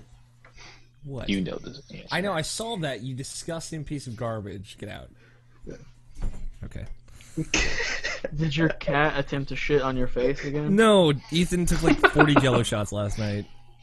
I don't bring And that he up. wants to show you a picture. No, he brought in the cups. The little plastic cups. Hey guys, in Evan's place, I would like to tell all of you what you want. What you really, really want. You really need.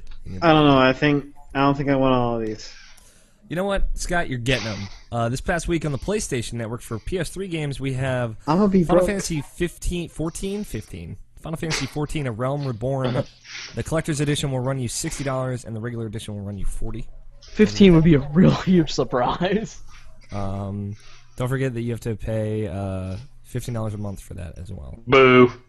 Lost Planet 3, $60. Hatsune Miku Project Diva F, $50. Killer's Dead, $50. And Madden NFL 25, $60. No, Greg got that or not. I don't know. That's a good question. I don't think so. He hasn't been playing it online, so I'm assuming he didn't. Yeah, Damn probably it, not. Greg. Hey, Alex, can I interrupt you for a second? Go for it. Greg Miller just tweeted that dive kick will be on PS4 day one. God damn, son. There you go. Boom! System seller. That's it. Canceling my pre-order. Alex, what did you end up giving dive kick? A 7 out of 10.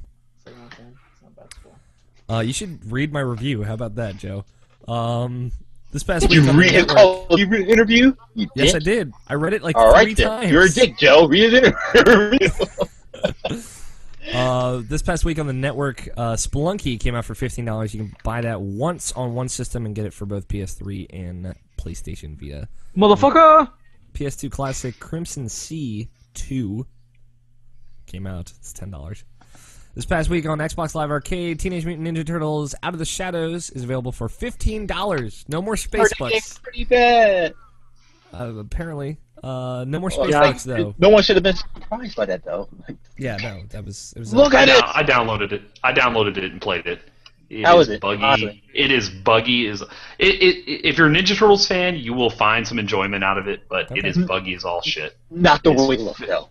It Fuck is. that. You were Now so what? upset about the way these turtles look now. Oh, my friend Jake says they look like green burn victim units.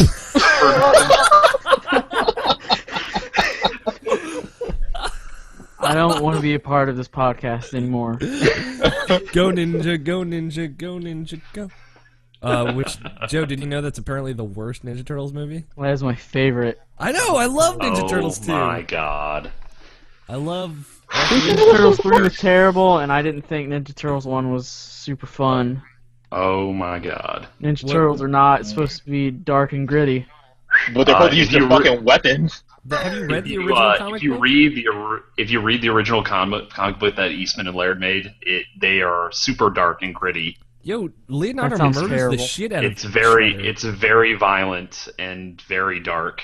My Ninja Turtles are not supposed to be dark and gritty. You grew up... They're on the supposed to supposed to beat use people up weapons, with though? sausage links and throw their not knives, but swords into the ceiling to get out of the way of things. They did that in Ninja Turtles. So incredibly also. stupid. And Yeah. fucking amazing. Well, Nick, where are you on the OG Ninja Turtles movies? What's your favorite? The first one, obviously. High five. The other two could or couldn't exist. Well, two definitely could. Two definitely can be stricken from the history books. 3 is passable, barely. What? I guess. What? No way! No! It No! is better. Get It off is my better than show. All right, two. It is better than 2. I found art. Oh No, it's my not. God. All right. Yes, it is. No, Which one is the third one? the third Third one one's is where they Turtles go in back Time. in time, and then the turtles look like someone pooped on the regular turtles and smeared it all over them. Yeah, they had And the then weird- their they had the mouths weird don't Yeah. move right. No. But I would Yeah, much Scott, rather you know what I'm watch talking that about. than But, watch. like, them the I don't old- want like to the- watch some Vanilla fat Ice. dude look like he's gonna rape the turtles. the samurai come back in time, like go forward in time, and they're like goofing off in New York City with fucking Casey. Which let me say, somehow they got the same actor to play Casey in the third movie that they did as the first movie, but they couldn't get the same April O'Neil throughout all of the movies. Yeah, that's right. She's a No, shame. 2 and 3 are the same one. No, it's 3 different actresses play 3 different April. No, 2 and 3 are the same one. No way. She looks way I different. told you to saw Ninja Turtles yesterday. I sent you the fucking link to it. I saw Ninja Turtles a week It's the- ago. I Alex, watched, it was I watched Alex. It's the drugs. It's the drugs did it to her, It's man. the drugs. I just don't know anymore. Being a being. So this has you know been how Turtle much- Talk you know how with much hair- Irrational you know Passions. how much heroin she had to do to accept the role in Ninja Turtles 3. Probably a lot. She wanted to go No, backwards in time. like I said, 2 and 3 could be stricken. I mean, they're bad movies, but I can sit down and tolerate.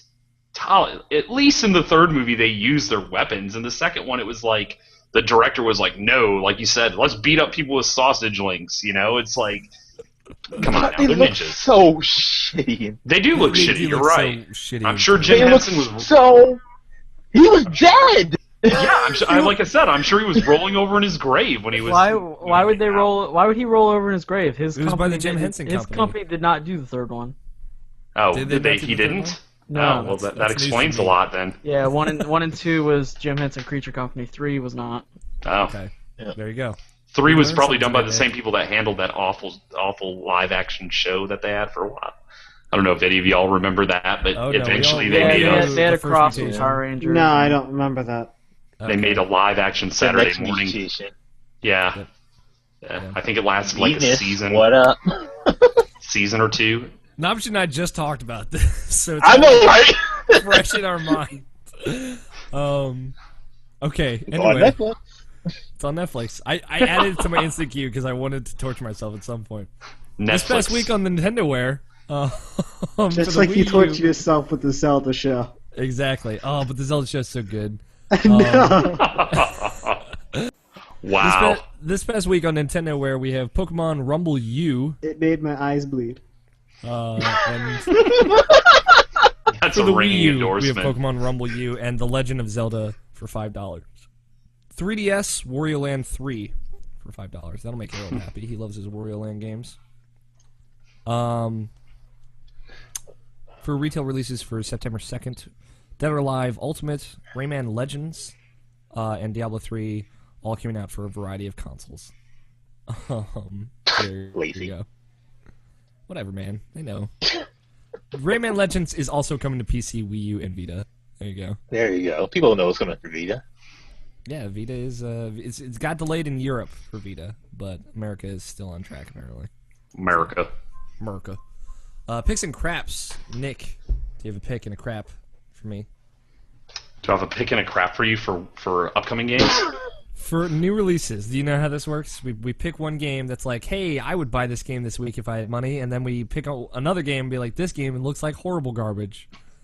And that's Well, pick and crap. that's already out, or that's coming out on the 2nd? From this That we list just of- listed. It's from this That we list just of listed as coming out. releases. Well, obviously, my pick was Ninja Turtles. But it turned out to be crap. No. What's that? The god-awful looking Pokemon game. God, that looks like shit. Pokemon Rumble U. What the hell is that? It's garbage. It's Skylanders. Yeah, It is well, Skylanders. kind of, I guess. I mean, Not even that. I played Skylanders with my son. That was somewhat enjoyable. Did you get Yeah. Disney Infinity? Yes, I did. Is that any good? Yes, it's very good. Oh. You're thinking about it, aren't you? I'm thinking about it. Oh! I like Disney. Shit. I mean, it's Nabashin just took his pants off.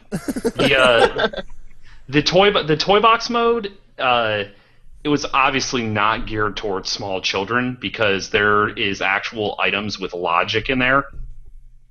So you can actually link items together to perform different actions. Like you can, put a switch down, and then you can connect the switch to, a speaker or whatever, and you can tell it when you hit the switch, I want you to turn on this speaker and play this music.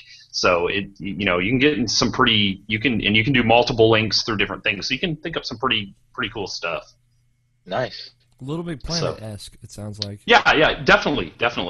But the little single player stuff, it's pretty straightforward. Okay, cool. So my pick was Ninja Turtles and my trash was Pokemon. Okay.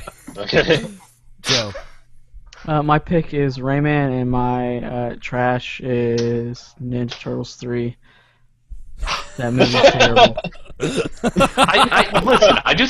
I specifically asked, is it a game that was coming out on I know Tuesday? that was a joke. Or a game that was available, and you said available now, I would have totally picked Rayman. You lied to me. You're all bastards. Rayman You looks lied to me. really good. Rayman does Oh. look real good. I'm totally in the name, potentially. Oh, I'm Rayman. broke. That's what Mario should have been for the Wii U. Kind of, yeah. Good. Yeah. 100%. Oh my god. No, I'm just not even gonna shit. He's like, no, yeah, fuck whatever Mario on Wii U is. Should have been Rayman. Can I I actually bought change, Mario on Wii U, man. That game's not. The game's okay. Can I actually change my trash to Always Be Dark by Calypso Media? Sure. Hey, I've never even heard of that. I like those Calypso guys. They make Tropico. Tropico. Or is that yeah. the publisher? I don't know. I think it's a publisher, but My Okay. mom loves Tropico is really good. My real garbage will be Ninja Turtles 2. Pokemon Battle U. Excuse me while I go listen to some Vanilla Ice. I need to go watch. Wait, Turtle you should have Talk. said. You should have said. Excuse me, why? Go, go, go, go. Go ninja, go. Dude, go ninja, go. Ninja rap. Oh God. Indeed. Harold says the TMT live action series and the female Ninja Turtle do not exist. I am with Harold. Fucking, the female Ninja Turtle is not real. And also Dat Fox says people think 3 is better than 2. What the fuck? Heyo, what did I tell you? And Harold corrects me. Nabshin's right. Paige Turco is April in TMNT 2 and 3. That's fucking insane to me. I just watched those movies, and she looks nothing alike. She must have drugged up Well, for 3. because in two she's wearing normal people clothes, and 3 she's wearing this hideous, terrible clothes design From Feudal Japan. of a rag. You know what I? Please, When the Nick. turtles look like they also may be made out of paper mache. Probably. No, but a note about the female turtle thing. Yeah. Man, I felt so bad for the male Ninja Turtles because they're not wearing any pants, and they obviously have no genitalia.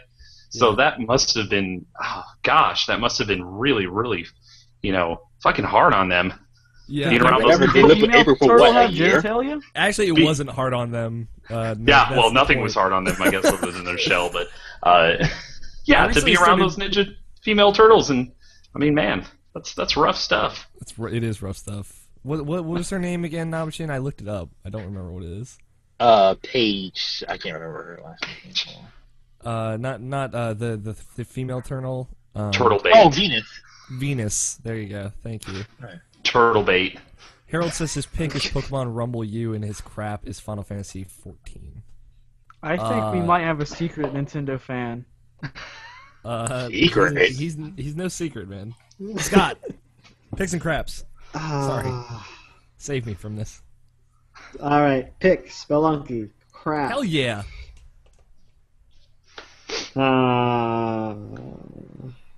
You did talk about your Final Fantasy experience, by the way.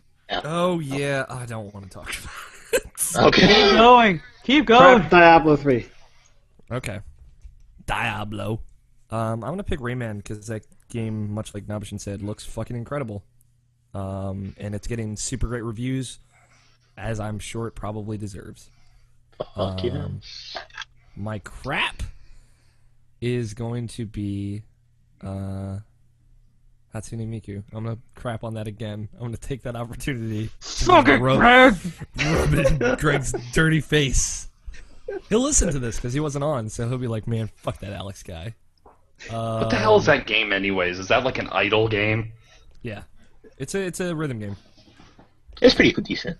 Like an idle singer game style? Yeah, it's a decent enough Yeah, rhythm Like game. think DDR, but with like the buttons. Yep, Yeah, exactly. That's a great way to put it. exactly that. Why are they even making that? I don't understand that. Because Hatsune Popular Miku in sells. Because it's got to be like 5 years ago, and now they're bringing it over here for all you wet, sweaty otaku boys who want the game.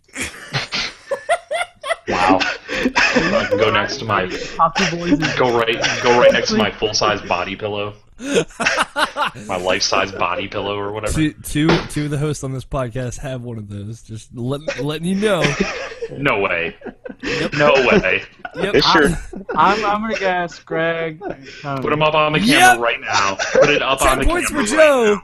Joe wins the internet. They're not here 10 right points now. for Fernando! They're not here right What? now. The two hosts aren't What? here right now. What? That's a cop out. You're lying. No, it's Greg and Tony. Greg and Yeah, Tony, I man. Oh my god. Alex, if you do not send me Cobra. pictures of this shit on Twitter, Oh, there are pictures I will too. kill Okay, you. I will find pictures for you. And Harold says this bonus crap is Project Diva, Hatsune, whatever. Nabshin, round us out. I gave Killer yesterday, so definitely Rayman Legends. Not yesterday, but last week. But yeah, Rayman Legends most definitely, and Rabbids Lost Planet 3 because that game is still existing for some reason. Yeah, Oh wait, that game. That's right. That game did come out, didn't it? That game came out, guys. Oh God. Does anybody remember that? Nope. I didn't even hear what you said. Lost Planet 3? I did an interview on that. You can see it on PlayStationLifestyle.net. There you go. Go to PlayStationLifestyles.net. Plug it in, plug it in. There you go. How'd that interview go? It was a email interview, right, Joe? So there you Yeah. go. I asked well, then. some questions. They gave me some answers. They told me that the most limiting factor in consoles today is disk space and RAM. There you go. And good content. We have This one is also email. from the developers that brought you Legendary Oh. Wow. Ooh. and that other game that was terrible, where That- Nazis invaded New York. Cool. God, I can't remember the name of it. Nazis I know what invading you're talking New York. about, though. Really bad. The one where you start off on the skyscrapers or whatever. Yes. Something. Didn't it have honor in it? I swear it had honor in it. I don't know. Dishonored. No, that game's pretty good. Actually. So at the Oh, end of that's good. Oh, don't even. Don't you even Did go you not there. like Dishonored? No, I said I like Dishonored. I just don't see what's so special about it. I said it's a pretty good game, and now I was just all like, oh, now it's pretty good. No, it was always pretty good. Dude, fucking bullshit. There is 2000, no other game 2012 like game of the year Dishonored. for me. No other game like Dishonored in the market right now. 2012 game of the year for me, man. Dishonored. Loved it. Email. Okay. This email comes from Mr. Knapp. You're doing that other game series now. Shh, Joe, it's quiet time now. It looks really good. Mr. Knapp says, hi, Irrational Passions crew. This is Mr. Knapp with a question for you guys. This week, I wanted your opinions on saving in a game. Basically, what was your favorite way of saving in a game? Was it on the cartridge, on a memory card, or on the hard drive? That's all I got. Mr. Knapp out. Pretty If only weak, Nat, picking one of those but three. yeah, I don't care. Not like if you It's have like- to start save. Or... Well, fuck the cart because that thing has a battery in it, or they used to at least, where you Yeah. eventually just disappear. I don't like... the cloud saves. There. To the cloud. To the cloud. Saving the cloud. So I don't have to worry But I about can't my... get online, so I can't get it. Oh, I don't have to worry I've about my been hard drive crashing. dying. My favorite still has to be like a memory card, because you could still pass that around. Whereas on a hard drive, you have to do something roundabout to get that saved onto a different file or something. Put on Yeah. USB. Yeah, you have to do like the whole USB stuff. So, I like mean- a venereal disease, pass it around. Thanks, Nick. Bring in the class. You're welcome. You're welcome. It's hard drives. I've had a lot of hard drives fail on me, so I'm not particularly fond of hard drives. But that's fine. Like I said, cloud saves. I prefer saving in the cloud. Then I can access it anywhere. So, is that any general consensus? Anybody else want to chime in here? Memory card. I like the memory card on, especially on PlayStation 1, because it had those neat little icons that would always animate and dance That's around. true. I don't know if anybody remembers those. I but- remember those. Yeah. yeah. I like remember those. me and my You brother. did it for that for the PS2 too, as well. You could get like little Did labels. it? Did it not? I couldn't remember. It did. They did. Yeah. You could get little labels for your PS2 and PS3 or PS1 memory cards. yeah. And me and my brother put Lunar labels on our PS1 memory cards. Because that game is- I had. Well, it's funny because like I think my favorite save file that I ever had was like this one from I think it was like Full Metal Alchemist 2 that I know came what on the you're talking PlayStation 2, and then like the save icon was Al, and then it's like little like cute little like form or whatever, and then like when you're about to delete it, he just like lays down, just like has a tear in his eye, and when you're about to delete it, so I thought that was interesting and funny. Yeah. My favorite one was Jack 2 because it was Daxter just tapping his foot really rapidly. Yeah, those were cool. I remember the first wrestling game, the WWE game for PS2, save file was 4 megs, and if anyone remembers that, It was 8 GB. well, yeah, it was an 8 meg thing. So it's like that one save took up half of the whole card. That's awesome. 8 megabytes, man. Dude, I piss 8 megabytes every day. Like that's how little that is. My my roommate, Ethan, Joe, he has a Tandy, which has it runs on MS DOS. It has 512 kilobytes of hard drive memory. Yeah. So there you go. He plays. You know where Bubble those Bobble computers on were that sold at? Do you know where Tandy was sold at? No. Radio Shack. Hell yeah. Radio Shack used to be like one of the #1 places to buy a PC. He plays Below the Root and Bubble Bobble pretty much exclusively on that. So there you go. Bubble Bobble, bitches. Hey, don't knock those 2 little dinosaurs. Bubblebobble.edu. Bubble and Bobble. So here you go. There's your answer, Nep. I hope it was to your liking. You can contact us in a variety of ways, much like Mr. Nep did. You can send us an email. That's mailsack@irrationalpassions.com. Exactly how it sounds, except it's MAIL, not the other one. You can follow each of us on Twitter. I am at @OwlFighter27. Joe is at AcesHigh291. Nabishin is at Nabishin186. That's NABESHIN 186. And Scott is at WhatToChuz. Nick, where can they find you on Twitter? They can find me at Games on the Mind. There you go. At Games on the Mind. Follow them. All one word. Oh. Lowercase? Nabishin already said it. You can leave us a voicemail at 404-590-1337. Keep in mind that standard long-distance fees do apply. And it's leave because Jeff Chorney sucks. We have weekly live streams over at twitch.tv/IrrationalPassions. You can see Joe play video games there, too. For like 20 minutes, and then I realize I'm like, oh, what am I doing? I don't have anyone to bounce commentary off of. Just hit me up, man. Send me a text message. Or a little heart, and then I'll know what's up. We have weekly... Chats, baby. Yeah, of course. We have weekly video content over at youtube.com/IrrationalPassions. You can see the video version of this show, as well as my Alex Talks. You would think if we're doing weekly live streams, we would technically have weekly video content. Different kind of video content. Pre-recorded video content, I'll say. Some other stuff, please rate and review us on iTunes. It helps us out a lot. Just hit that 5-star button, please. It'd be awesome. Bulk that 4-star button. Yeah, don't do that. Why would you do that? Because they're nice people that are trying to be honest. No! This is a 5-star show! Go to retroids.com, join the forums to start a conversation there, because people over there are pretty cool. Follow the show on Twitter at IrrationalPod for updates on when posts go up on the site, when we go live on Twitch, when the show goes live on YouTube, and when YouTube videos go up and Twitch live streams and all that jazz. Also follow our little sister show at MaliciousPod for similar things of the anime variety. And don't forget to tell your friends, please, because word of mouth is the best way to spread the love. Nick, please, take it away. Where can they find more of you? Oh, like I said, my Twitter handle, Games on the Mind, and then my site, mindthegames.com. Mm-hmm. So that's where you can find me. And then I do another little podcast, but it's run by retarded monkeys. I don't know. R word.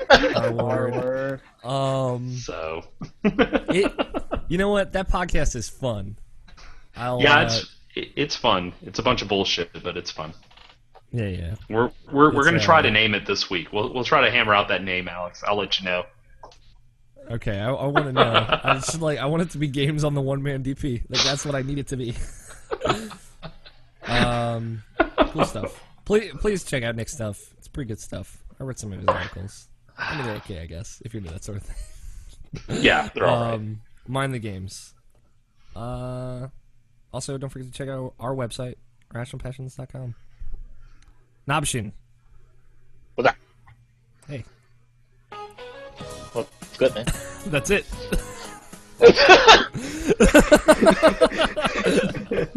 Thanks for having me on, guys. No, it's not over yet. You're not over yet. Now Machine Ass is a little segment that we had that's not about video games that we just discuss and just have fun with and just talk, shoot the shit and shit like that. I mean, hell, Nick, you came on here and you said some damning shit about like Ninja Turtles 3 being better than Ninja Turtles 2. That's like saying Full Metal Alchemist is better than Full Metal Alchemist Brotherhood. I mean, who the hell would say that? God, yeah, I can't get away from it. But yeah, let's expand on that. Like, what movies do you think is like really good, but people think shit? Okay, that's a good one. All right, I need to think about this. Do you have one now, Machine? Not off the top of my head. I literally just thought about this. Okay, you want me to start it off? Yeah, do it, man. Okay, here's a movie that I personally enjoy. Have on Blu-ray, love it. Everybody else thinks it's shit. League of Extraordinary Gentlemen. Oh no, that movie's awesome. Whatever. Fuck That- those people. Wait, I'm pretty sure that is a pretty decent movie. That's the one with Sean Connery. Everybody that I ever talk to about that movie always tells me they fucking hate that movie and can't stand it. What? Yeah. So Dr. Jekyll and Mr. Hyde. that's right. Yeah. It's so good. Sean Connery. Yeah. I mean, the like guy that's invisible. The Invisible Man. The guy. I mean, what? Kevin The Bacon? Hollow name Man. the name could use some work. But Well, the name of the comic was The League of Extraordinary Gentlemen as well. So Comics can go suck it. No, I'm just kidding. like if I were to say like a movie that came out recently that everybody's like was really hating on and I thought it was really decent was Iron Man 3. I really like that movie. Yeah, I A lot of do. people hate that I movie. don't think everyone was hating on Iron Man 3. The consensus Why was, would man, it? that movie was way better than 2. I mean, I like 2 too. There's one right there. I like Iron Man 2. Fuck you. yeah, Yeah, it dude, wasn't. I like Iron Man It 2 a wasn't lot. bad. They just got progressively worse and worse. You like It wasn't it? the part where 3 was fucking awesome. Yeah, 3 was amazing. 3 had some fucking dope ass action movies. You like Max Payne, Joe? That's the way you're about to drop the Max Payne line and Hitman. You like those 2 movies, the Hitman and Max Payne movies? I like horrible video game movies. I think both those Silent Hill movies were pretty good. Wow. You want to get into Uber Bowl's Kickstarter for Pulp Yeah, Do yeah. you love no, fuck Dwayne Rock Johnson in Doom, the movie? Yeah, I have a movie poster for that actually. That's another fucking Emmy Award winning motion Yeah, picture. it's terrible, but I like it. I got these. I think Worlds, man. I was going somewhere. I think all the Resident Evil movies except for 2 were pretty good. Oh Yeah, no! I'm Oh with you no! on that one. They progressively get better. Oh, after, no. After 3. Oh Dude, no! when they bring Wesker into it, it's That is just Oh, fucking... so good. no. It's no holds bar, like, whatever, man. Fuck this. It's I think so they- good. I'm with you, Joe. I'm with I think you. Capcom came to Oh, they came all right. came to the people working on that movie. What's the director's name? I always forget his name. No idea. The guy who's Oh, fucking Anderson? Mila Jovovich. Paul Wes Paul Anderson or Walker. whatever his Yeah. name is. Something Yeah, close. and they put a shit ton of material in front of him. Like, here you go, man. Here's everything we have on Resident Evil. Now, make a movie. And he just fucking threw all that in the garbage. He was just like, get this shit out of my face. I'm gonna make a movie called Resident Evil. It's gonna have some zombies in it. Eventually, it's gonna end up in I Antarctica. think the first one was as faithful as anyone could have hoped. Guys, Nemesis. Let's bring Nemesis in. That on was this. alright. The first one was good. The rest of them were The first horrible. one was really good, and then the soundtrack Horrible. was done by oh god, Marilyn Manson, and that soundtrack was also really good. Yeah, I can watch the first one. I can tolerate the first one, but everyone after that, nope. I can't sorry. wait for the next one. are these animated live action? I've never seen these. No, they're These are live action. Okay, which makes because them wait, better. wait. While we're up there for Extra Life, we should do another Extra Life marathon of watching Resident Evil movies. All right. I'm game. Is your goal to make it through that without dying? Commentary. Because there was a few animated ones that I saw that was like, Yeah, I hey, think this there's is two of them. these are fun to watch. Yeah, you mean the computer generated ones? Yeah. Yeah, Sorry. Degeneration, and I can't remember the other Degeneration. one. Oh Jesus Christ, that movie. Fucking wrestling. You Yeah, got I remember Road Dogg Degeneration. Holy shit. That Leo one of those who did that entire movie. Like literally, he had no facial expression. It's so. Man, I remember this now. Holy shit. That's yeah, that funny. I'd movie's- rather watch that. I'd rather gouge my eyes out with ice picks than watch any of the other Resident Evil movies. That Wesker part where he's like vamping through the air is pretty good. Dude, it's so good. You haven't said yours, Alex, or Sean? I'm still thinking, Scott. What about you? There is the Mortal Kombat movie, which is always terrible. Every First time you one watch is it, but actually it's pretty good. I think The a lot of people original? like that one. it's still fun to watch. The Just like original is Street- awesome. Yeah. The original. Come on, that was a terrible movie. What, the original? The It original? was still fun to watch. It was It great. was still fun to watch, I especially. mean, it's a fucking masterpiece compared to the second one. Yes, No. yes. Dude, Not I, even Which bother happens with to the be second directed one. by the same guy who did the Resident Evil films. And then You know, there and was then- also that Street Fighter movie that was That That's caused just- Raul Julia to die after it immediately came out. not to the theaters. new one, not the new one. The No, original. John- one. The original one. That's Yeah. what we're Yeah, talking the John about. Claude Van Damme one where Raul Julia, had played M. Bison. That movie was Oh, yeah. released. That movie was released, and like within a couple weeks, he died. that's awful. Yeah. He, Oh, no. I think he watched a private screening of his own movie, and it fucking killed him. So hot. Well, I distinctively remember back when that movie came out, and then when he died, and we were sitting around talking about that, and one of us was like, "Game over, Raul." Damn. Oh my god, wow. That got I fucking think dark really doesn't he quick. say "game over" in the movie at some point? Probably. I don't know. I think I don't know. so. I don't It's remember. been forever since he. I'm trying to think of like a good one. I like Lady in the Water. That's just an aside. No one likes that movie. I like Lady in the Water. It's tolerable. Yeah, it's I solid. kind of like Signs. Sort of, kind of. A lot of people like Signs. There Yeah, are Signs isn't nightmares- bad. I can there watch are Signs. nightmares about Signs. Have I told you my nightmare story There about was a Signs? part where after I saw or heard Mel Gibson say things to his wife, I was like, I just can't support this. Yeah, true. I'll say this. I know, Nabashin, I don't want you to get angry at me because I'm with you on this. I think What, the last Airbender? Oh, Scott okay. Pilgrim versus the World has some pretty bad acting in it. Yeah. In a lot of cases, but I really like that movie. Yeah, Scott Pilgrim's really good. Yeah, it's a Yeah, good movie. My son, who saw that movie when he was like 6, absolutely loves that movie. That's he awesome. loves that movie. Yeah, same thing with my nephew. Yeah, It's man. a- it's a Edgar great Wright story. just doing good stuff. Yeah.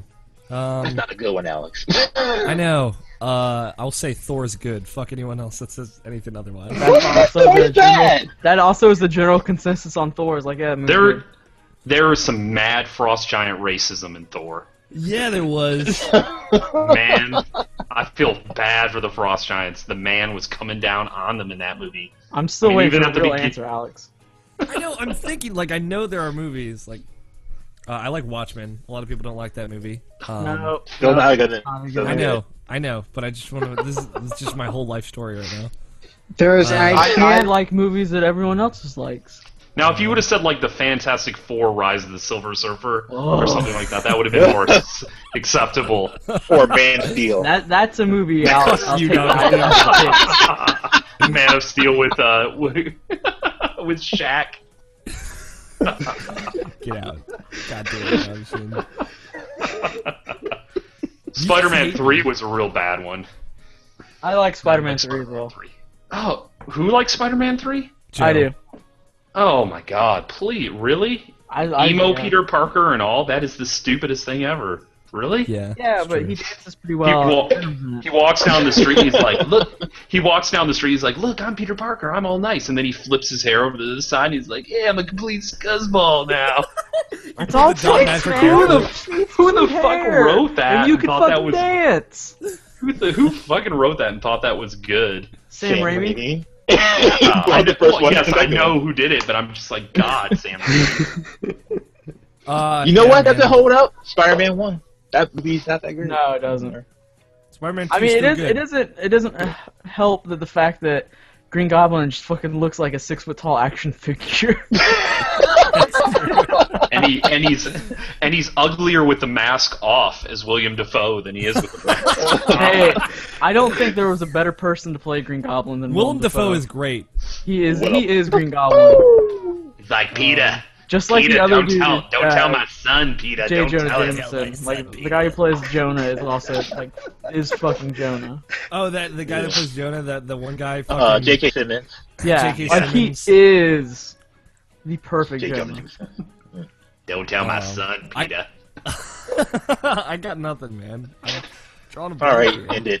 end it out. All right. I'll think about it. I'll try and come back with it in 4 weeks. Alex's answer. Okay. Thank you, Nick, for joining us on this adventure.